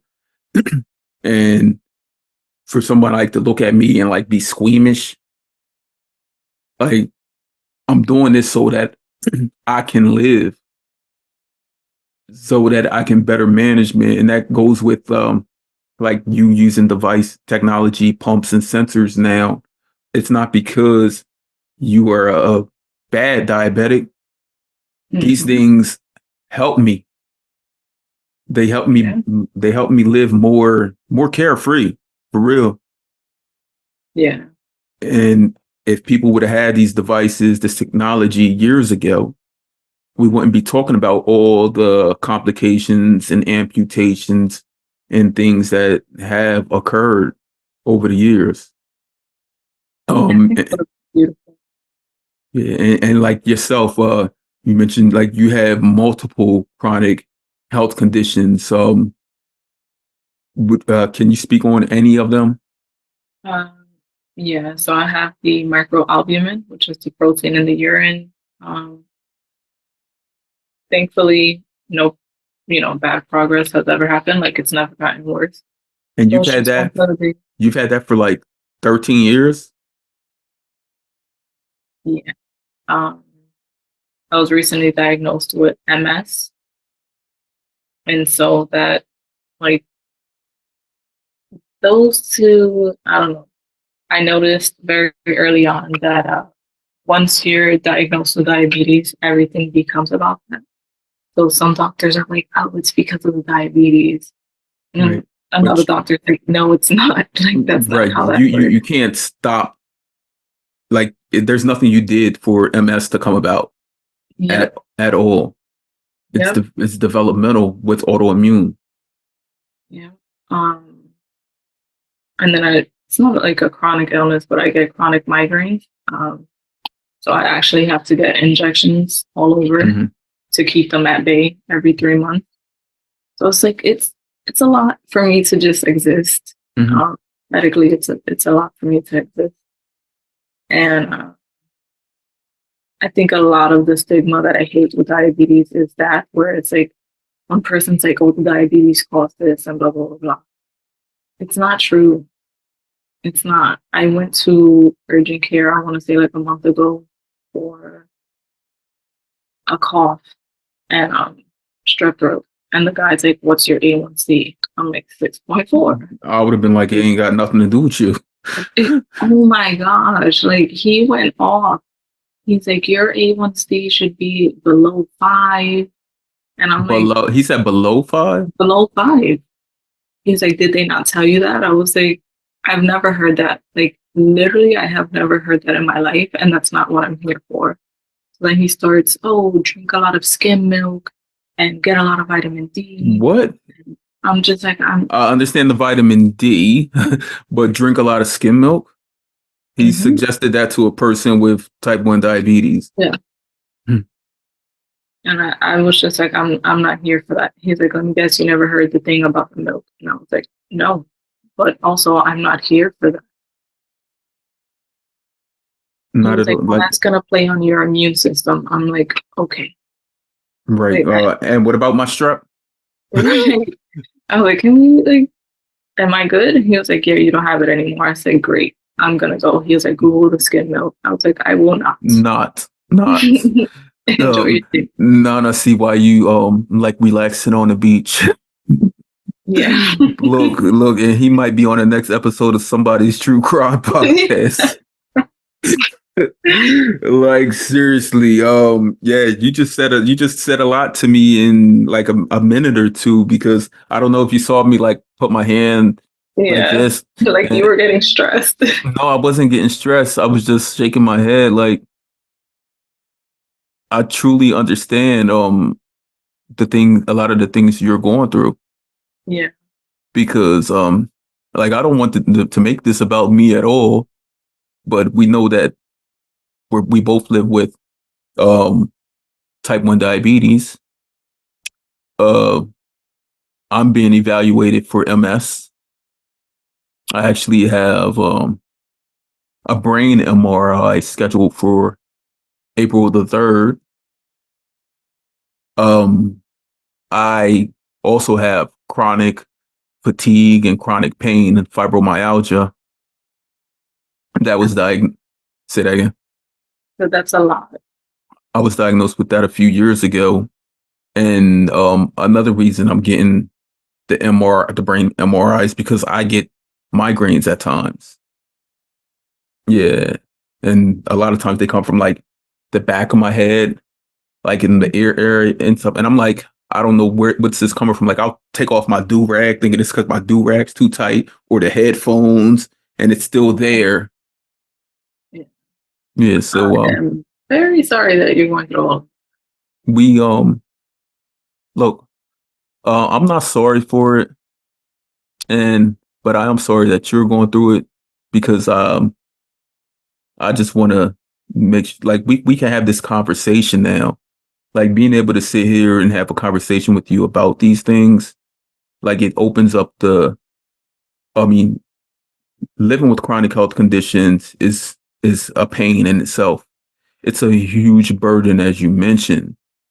But to have someone else that you could sit down and like converse with that truly empathizes with you from lived experience is second to none.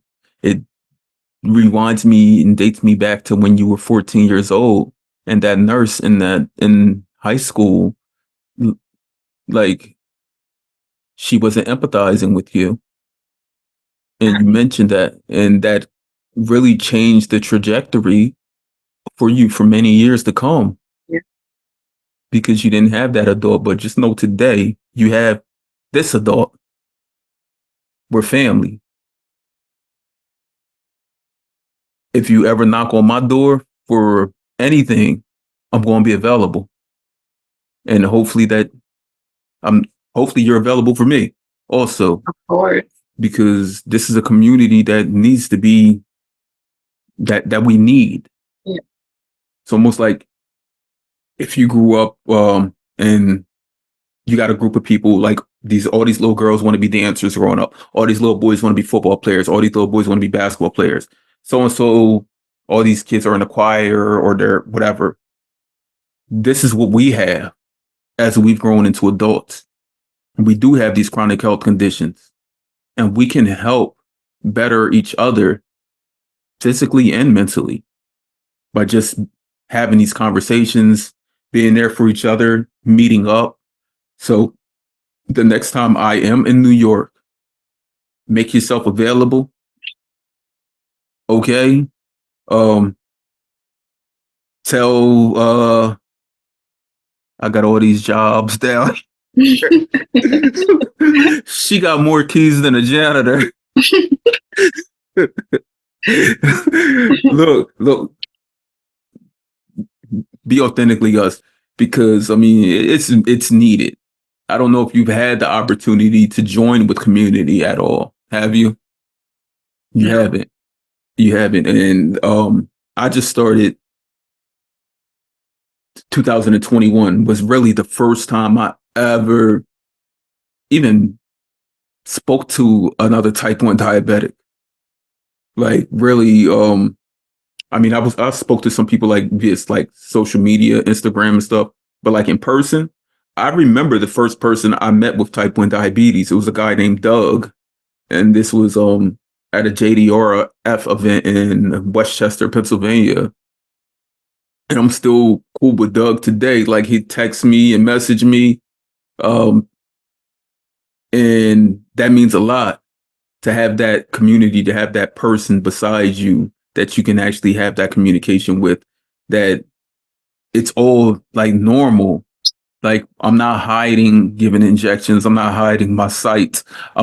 If I want to talk about my sites, if I want to talk about a day filled with burnout, a day filled with chronic pain, chronic fatigue, me having to get these scans done or whatever, like I have Doug, I have you, I have a whole community of people, and it helps us really.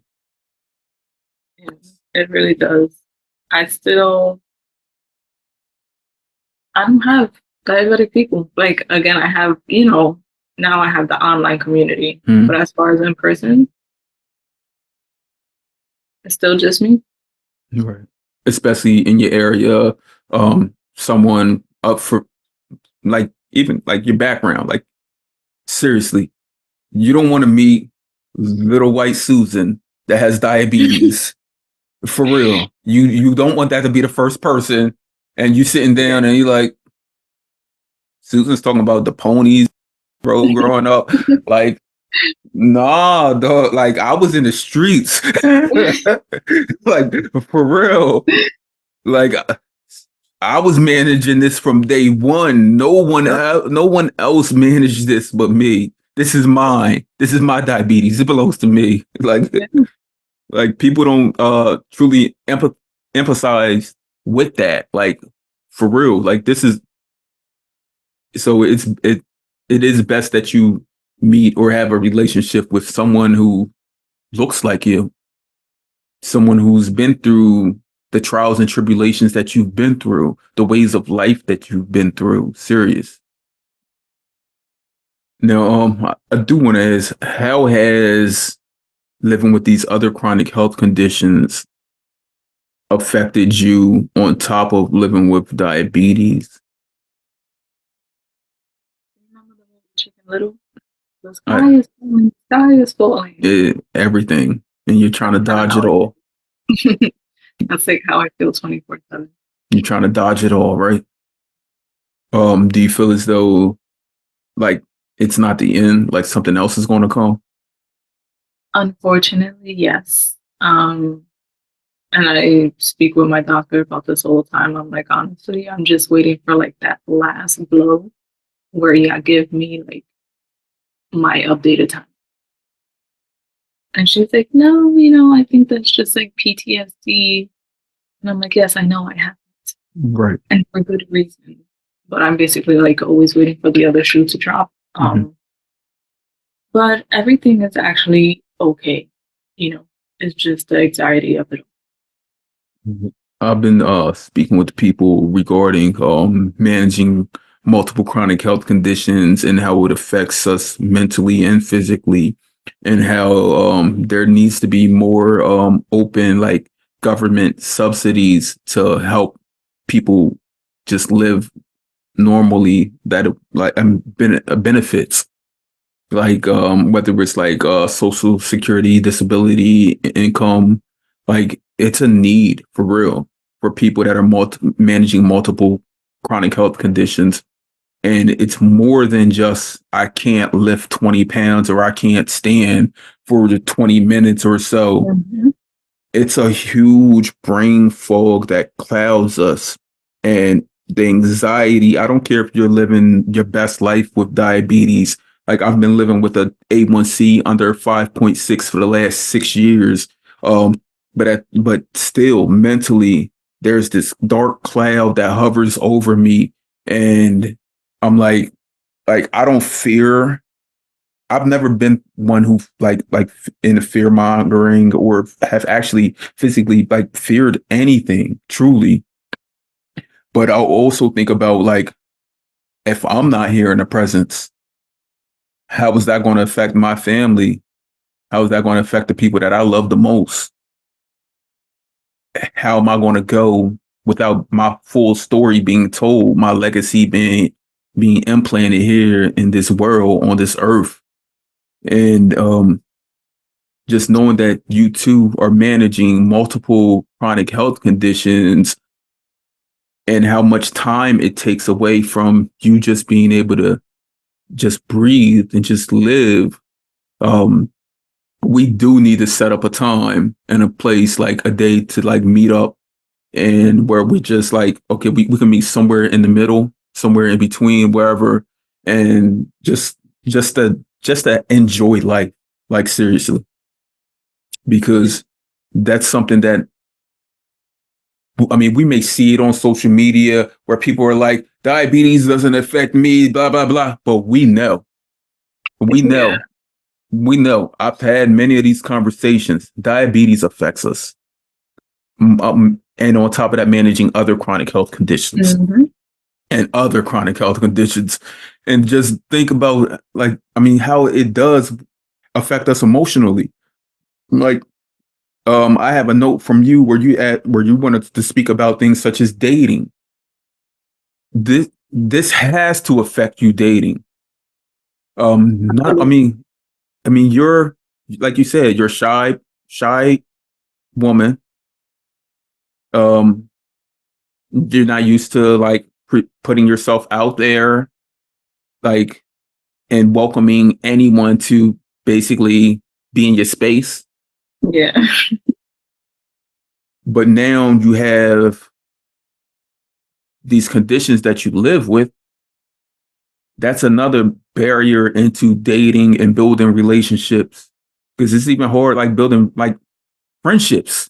Now when you talk about relationships like significant others, like I know like the first time I like met someone like I was dating, like after a while I was like, the first thing I'm going to say is I have type 1 diabetes, and get it out the way. Like get it out the way. Okay. Like I Yeah. have to get it out the way. Like seriously. And hope and thankfully that they were okay with that. Like they were like, because that turned into a 2 hour conversation that turned into like years later. Like Yeah. seriously. And how does have you been able to hold relationships and date? Um, no, I mean, I've never been big on dating, Hmm. so that's normal for me. But Oh, I because they also, told you when you were 14 you weren't going to be able to. that's what I was gonna Look, say. it's horrible, man. um, Damn that doctor and nurse. so I think that like it's that, like literally that line. I think it, I was very young, so it kind of like put a lot into play for me. Um, but then just the diagnosis itself and who I am as a person, right? Like I've always been shy, so going out there and being like, "Hey, this is me," like that, I'm very weary of that. But then I feel like having to explain that, right? Like the being type 1, and like you said, the first thing I'm gonna say is, "Oh, I'm type 1 diabetic." Like I just feel like that's so much. So sometimes, yeah, I don't bother. And then, we were talking about the diabetic porn star. And that's why I was like, you know what? I fuck with that. I love that actually. Because you want to know that even though you're wearing these things, someone's still attracted to you. Someone Right. still thinks, they're gonna lay you down and Uh-huh. you're going to Pound Town. Like Right. Right. um so for me I just feel like it's probably gonna be like unnecessarily hard because if I've already dealt with like the low self esteem, now I'm like, oh, I'll take off my clothes and I got these devices on, and Mhm. like, so I just, if somebody comes, somebody comes. If not, I'm just like, I'm cool alone. Right. And that dates back to that whole assembly they didn't have when you came back before you came back to school. If those Yeah, kids would have known and they was growing up knowing that people are going to have diabetes, people need these devices to just be the best versions of themselves.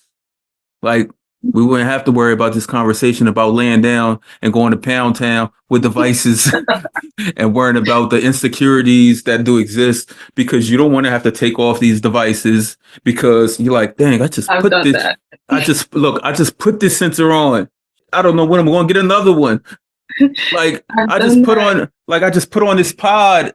Now when I'm done, my blood sugar is going to be 500. Like, I've done that with the mini man. Like disconnected a couple of times, and I was like, okay, we'll be fine. And then when we were done, I just like reconnected, and I was like, come high. I was look, like, well, would you expect? I took it out, look, and you can't even remember what happened because your blood, the roller coasters of the blood sugar. Look, people don't. These conversations are not had. Like seriously, they need to be had Yeah, because, I mean, we all have lived through these. If you're an adult today, living with diabetes, living with any chronic health condition, you've also dealt with an insecurity. You haven't always been like, diabetes is mine and I'm strong and I'm going to take control and blah blah blah blah blah. Leave that at the door for real. yeah, Don't bring that.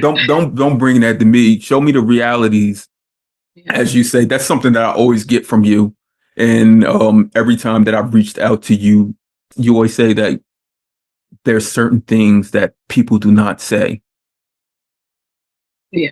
I mean, like, I hate to be the one that's always like, oh, it's been more like negative, but like for me, yeah, that has been my experience. Mhm. Like I have the people who make those comments. I have, like I already had those self-esteem issues to then wear the devices or like my scarring, whether it's from the injections or the pumps, which is a whole different thing Mhm. that insurance doesn't cover, which I hate. They don't cover any kind of scar therapy. And I feel like we should get on that because how do you not cover scar therapy? But yeah, I think a lot of times, especially now that things are trying to be normalized, right? I think everyone wants to put on that brave face and be like, there's no need for sympathy and pity. Like, I'm great and I'm this. And it's like, okay, but were you always like that? Are we going Mhm. to sit here and say that just because times are starting to change, this person who was just diagnosed last week should just jump right in and have no fear, no anxiety, and they don't have a space to talk to anyone about anything with because they're just supposed to be happy? No, Right. it doesn't go like that. Look, and I'm when sorry. In my opinion, it nah, does. when you open up your club and you have that room in the back, It's going to be we know that it's therapeutic, right? Yeah. It's therapeutic. We'll have someone that's informed in trauma therapy, people living with chronic health conditions who can sit them down and talk to them gently while they're talking about their diabetic. I need her. I need her to Look, come and teach a class or two. right, right. What kind of class? Whatever she's willing to teach and whatever people are willing to learn. Look, in something like we've been talking for about an hour and a half, and I told you from the beginning, like most people, like I can't talk for 5 minutes or so, and I told you that's on me to be able to have that and keep that conversation going. Like this is our first conversation, but in this hour and a half, you gifted the community so much knowledge and from your lived experience that they need to know, because you started off by stating like basically like these are things that I don't hear people talk about, and you've covered all of that. So you are the people. You are the people. You are that person that was needed in this space to help open the doors for other young adults, young kids, teenagers that are diagnosed to be able to come out and be who they are. Because, like I said, over this hour and a half, there's nothing that you didn't cover that will be able to benefit other people, not only people living with chronic health conditions, but just people who want to be the best at what they do, whether that's the best with their peers in school, the best in college, the best in their educational experience, the best with their family, the best with their medical teams, just best in advocating for things such as normalizing wearing sensors, wearing insulin pumps, normalizing speaking to family about it. You may have came into this setting thinking or stating that you were shy about it, but today you just gifted a whole community the reasons why, not only that you're able to be your best that you are today, but the reason why that they too can be the best person that they are tomorrow. I had someone reach out to me last year, and they were talking about they weren't able to access insulin and things, and then we got to talking about like continuous glucose monitors and insulin pumps, and they were like they would never wear them because they had sensory issues. And we held this was a young lady, she's probably like 18, 19 at the time. And after having a conversation with her, now when you see her across social media, you know what she's doing? She's wearing the insulin pumps. Yeah. She's wearing the CGMs, and she's smiling about it, and she's loving it. She's like, this is what keeps me alive. This hour and a half conversation that I've just had with you is something that's going to keep someone alive.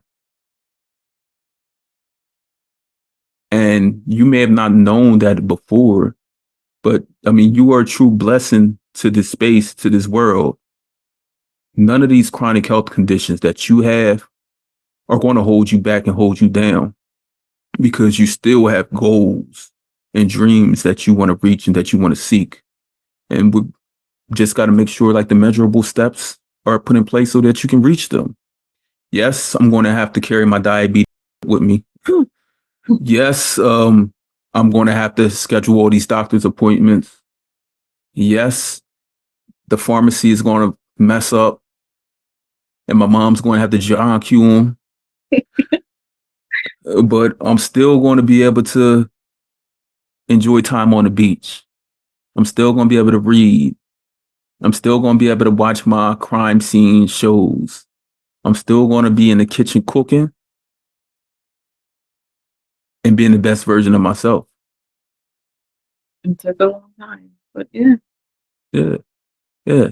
I hope that this conversation that we are having has helped you um or benefited you so that today I don't even expect change from myself today, but tomorrow you walk out into the world and you just see people and the light shines.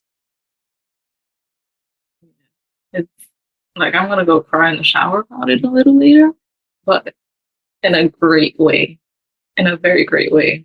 And I'm very thankful for that and for what you do. Um, the conversations I have are organic, like seriously.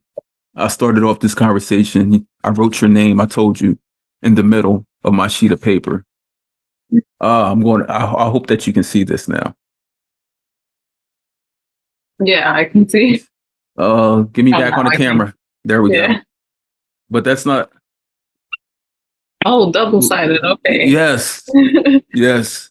So you started off as Amanda, but you filled my bucket today. Serious, and I appreciate you. Um, as we do wrap up this conversation, there's always two things that I ask people. First one, today, if magically the Dia gods, the Dia fairies came down into this space and cleared the world of diabetes, like it's gone, vamoose, like it's not coming back, no matter what. We don't even question how it got here. We just know it's eradicated. It's gone. Like you wake up, you don't have to do anything, check your blood sugars, give insulin, nothing at all. You're just able to just be you. Be you, even though diabetes has altered who we are over the time. So it's going to always be in the back of our mind. But on that day that the cure is here, and that cure means that it's gone, not meaning you have to wear some kind of patch that gives you islet cells that regenerate or whatever, and you have to take immunosuppressive drugs forever. That cure is here. If it's here, what do you do? You know what's crazy? I feel like I don't know what I would do. I really do think that it has become such a big part of me. To an extent, I feel like I almost wouldn't notice it's gone, right? Because even with the devices, unless I'm touching them, I kind of don't feel them, right? So sometimes I do forget that I'm diabetic because even though I'm wearing the device, it's not like something that I'm constantly feeling. Um, but I really do think I would always carry it with me, not the devices, but like mentally what it's done. You know, the way you said it's changed us. I think I I don't know. I don't know what I will do. I think I'd just go on living my normal life. You know, I do believe though that a part of me would be more inclined to put myself out there. You know, like I might go and go be the stripper that I wanted to be before, you know, like I don't know. Like I might be the Look, that or whatever. right. But I will say I don't know that it would be extremely different because a lot of it also just stems from who I am. Like I've always been that shy person who doesn't always like all of that attention. But I do think I definitely would be more inclined to put myself out there, wear certain things because I do cover up a lot.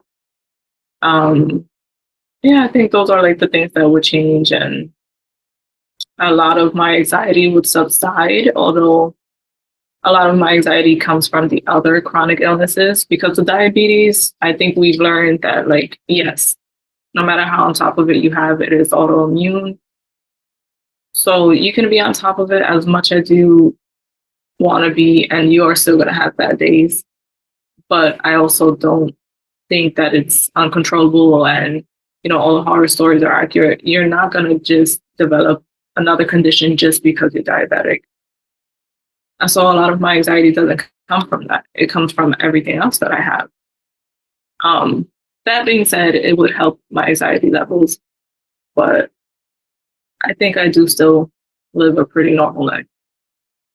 Right. Because diabetes is just a part of you. Yeah. Um, I feel you. You stated that you wouldn't change too much because, I mean, if diabetes is gone, you would have to naturally like change with it, right? Hmm. Even before the physical, it's the whole mental aspect. Like, how do you change who you are? Yeah. It's almost like being incarcerated for 15 going on. You're going on your 16th year living with diabetes, correct? Yeah. Um, being incarcerated for 16 years. How do you escape that? Because we know when people are incarcerated, when they come out, they're not given the resources that they need to just be welcomed back into society and become productive members of society. So we know that upon diagnosis, we weren't given the therapeutic measures to be at our best. So if the cure or if the cure is here and it's fully eradicated, there's going to be a need be for a lot of therapeutic measures. A lot. And how that will go about, I don't know. Even the research companies that are today searching for cures and doing the things that they can, are they too thinking about that? It makes me question. And I've never even thought about that until having this conversation with you. Because most people, they're like, I'm going to buy this big burger, this big ice cream cone. They think about all the money that they're going to be saving, taking trips, all of those things. But you just like shared with me something that I hadn't even thought about. Like how, or like basically how I can't change much who I am because diabetes has been so much a part of me. How can we alter that? Like how? Like that's a big question. I'm going to keep it here. So the next conversation I have when someone actually talks about them saving the money and doing all those other things without diabetes, I'm going to be like, what about the how and the therapeutic measures? Because the food and stuff is just a physical thing. Yeah. Taking Like it. I imagine we'd all feel very free, right? Freer Mhm. than we've been able to feel for however long we've been dealing with it. And whew, wow, do I wish for that? But then there's the mental prison aspect, right? Mhm. And our bodies do keep score. Just the same way I told you, I can physically remember what DKA feels like. I can still remember that. So what happens then? What does happen? And that's, I feel as though you're the host now because you just helped. No. No, because you just helped in a great transition. You know, when we talk about diabetes and like here in this conversation, we talked about more so us as the person and we added in the chronic health conditions, but it was more so getting to know you, who you are. And side note, any guys out there that's looking to date and Amanda is available, there's this podcast hosted Oh by my God. Will where Amanda truly just lets you know who she is as a person. And if you can't handle that, then I don't know. You're not the right person for her. But if you can handle it, Exactly.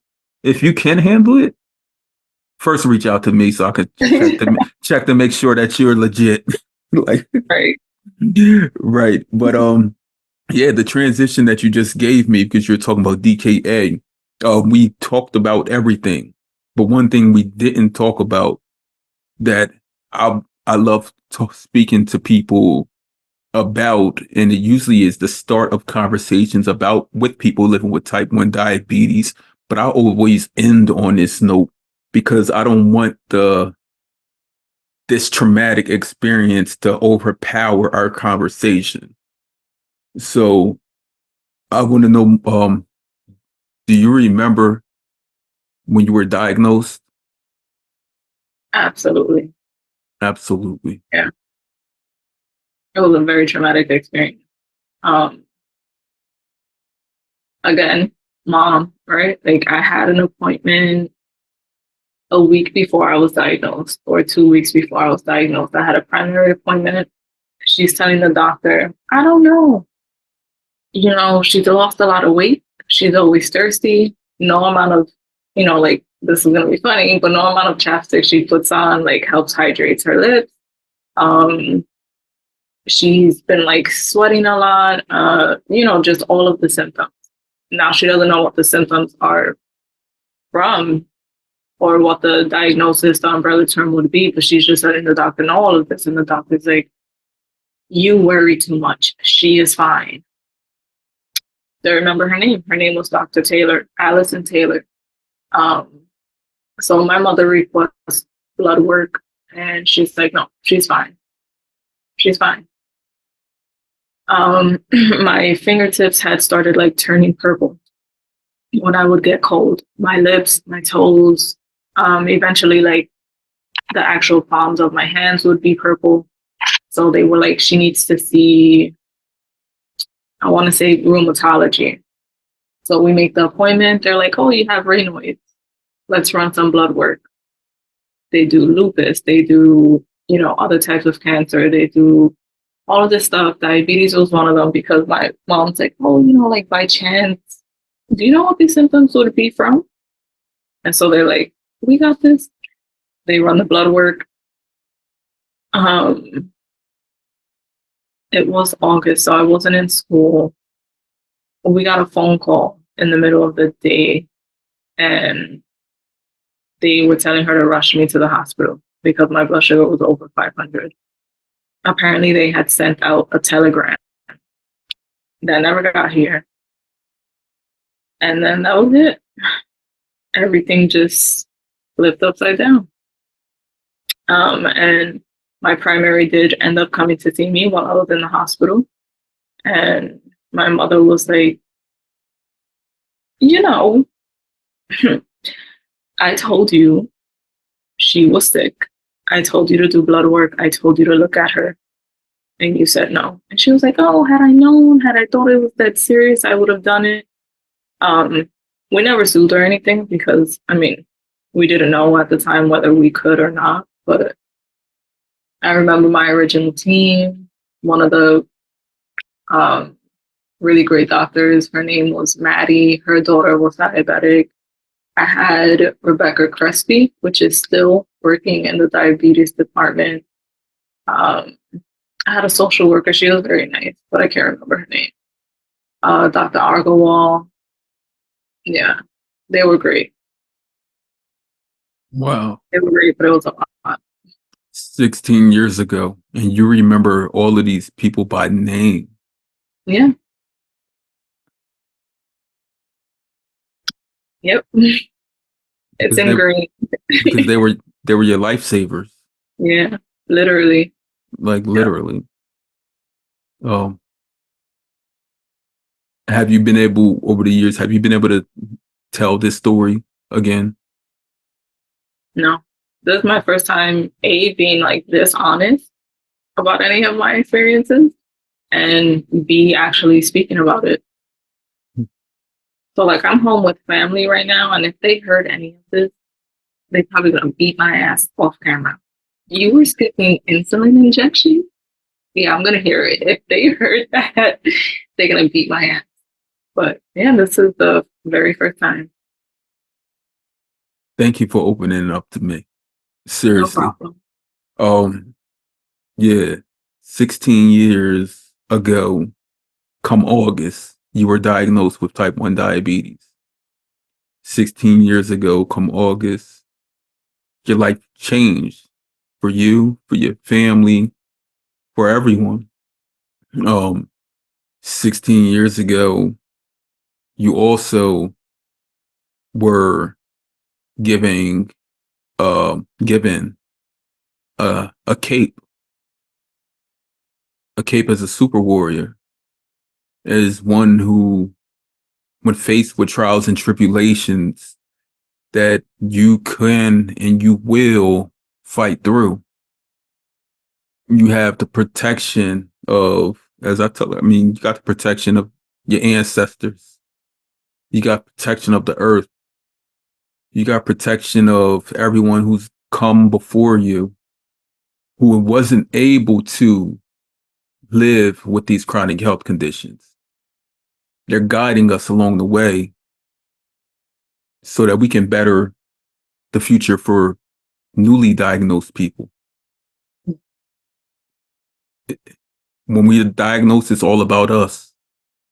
But as we live through this diagnosis, we know that it's more than us. There are parents that really can't handle a diagnosis for their children, for their young. Yeah. There are families that truly, and I've spoken to people, try and do everything in the alternate route to try and save this child, whether that's giving them cinnamon sticks,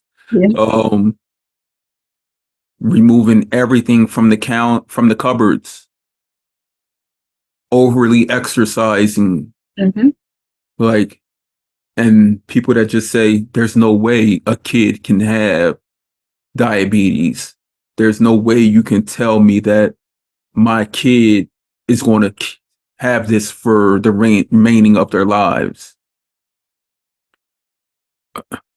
But you've been able to shine light again and tell people that even if you have this forever, even if a cure is here today, you still going to be Amanda from the block. Yeah. Thank you, Amanda, for joining me on this journey that is the Chronically Will podcast, where we hold real conversation. Thank you for having me. Yes. It's been some time in the making, and I hope that everything that we were able to open up and speak about today helps you in your continued journey and continuing to be the best person that you want to be. Is there anything that we did not cover that you would like to speak on? It's like yes and no, because I just feel like I think we could speak on this for like a straight year, right? Like diabetes is so complex. There's always a different component to elaborate on. But yeah, it's not a death sentence, right? Like you can empathize with someone, but we need to find that balance between, this happened because you're diabetic or you didn't do something, versus the, oh my God, you can't do anything. Like, let me take that lollipop off the counter. There's a life in between there, and that's where we live. And it's completely fine. It's still a happy life. It's completely fine. Yeah. And it hasn't always been that way. But you're letting them know today that it's completely fine. Yeah. And there's no push to sit here and for anyone, whether you've been diagnosed for 20 years or 20 minutes, to come out and like, oh, I'm wearing a cape and I'm fine with it. It's life altering. How can you be fine? I mean, if you genuinely are, then you are. And all the kudos in the world to you. But just be honest. I feel like the sooner these conversations happen, the sooner you can get better. Right. It's still lifelong, but it helps. Community is very important. Very important. And thank you for coming into my home, which is this place, and allowing me into this place, which is your community. I mean, we know that as long as we join together, this force that is chronic health conditions won't be as bad as it was for people in the past. Thank you again for joining me on this journey that is the Chronically Will podcast, where we hold real conversations with community that need to be heard. Amanda, keep that cape on. All right. Thank you.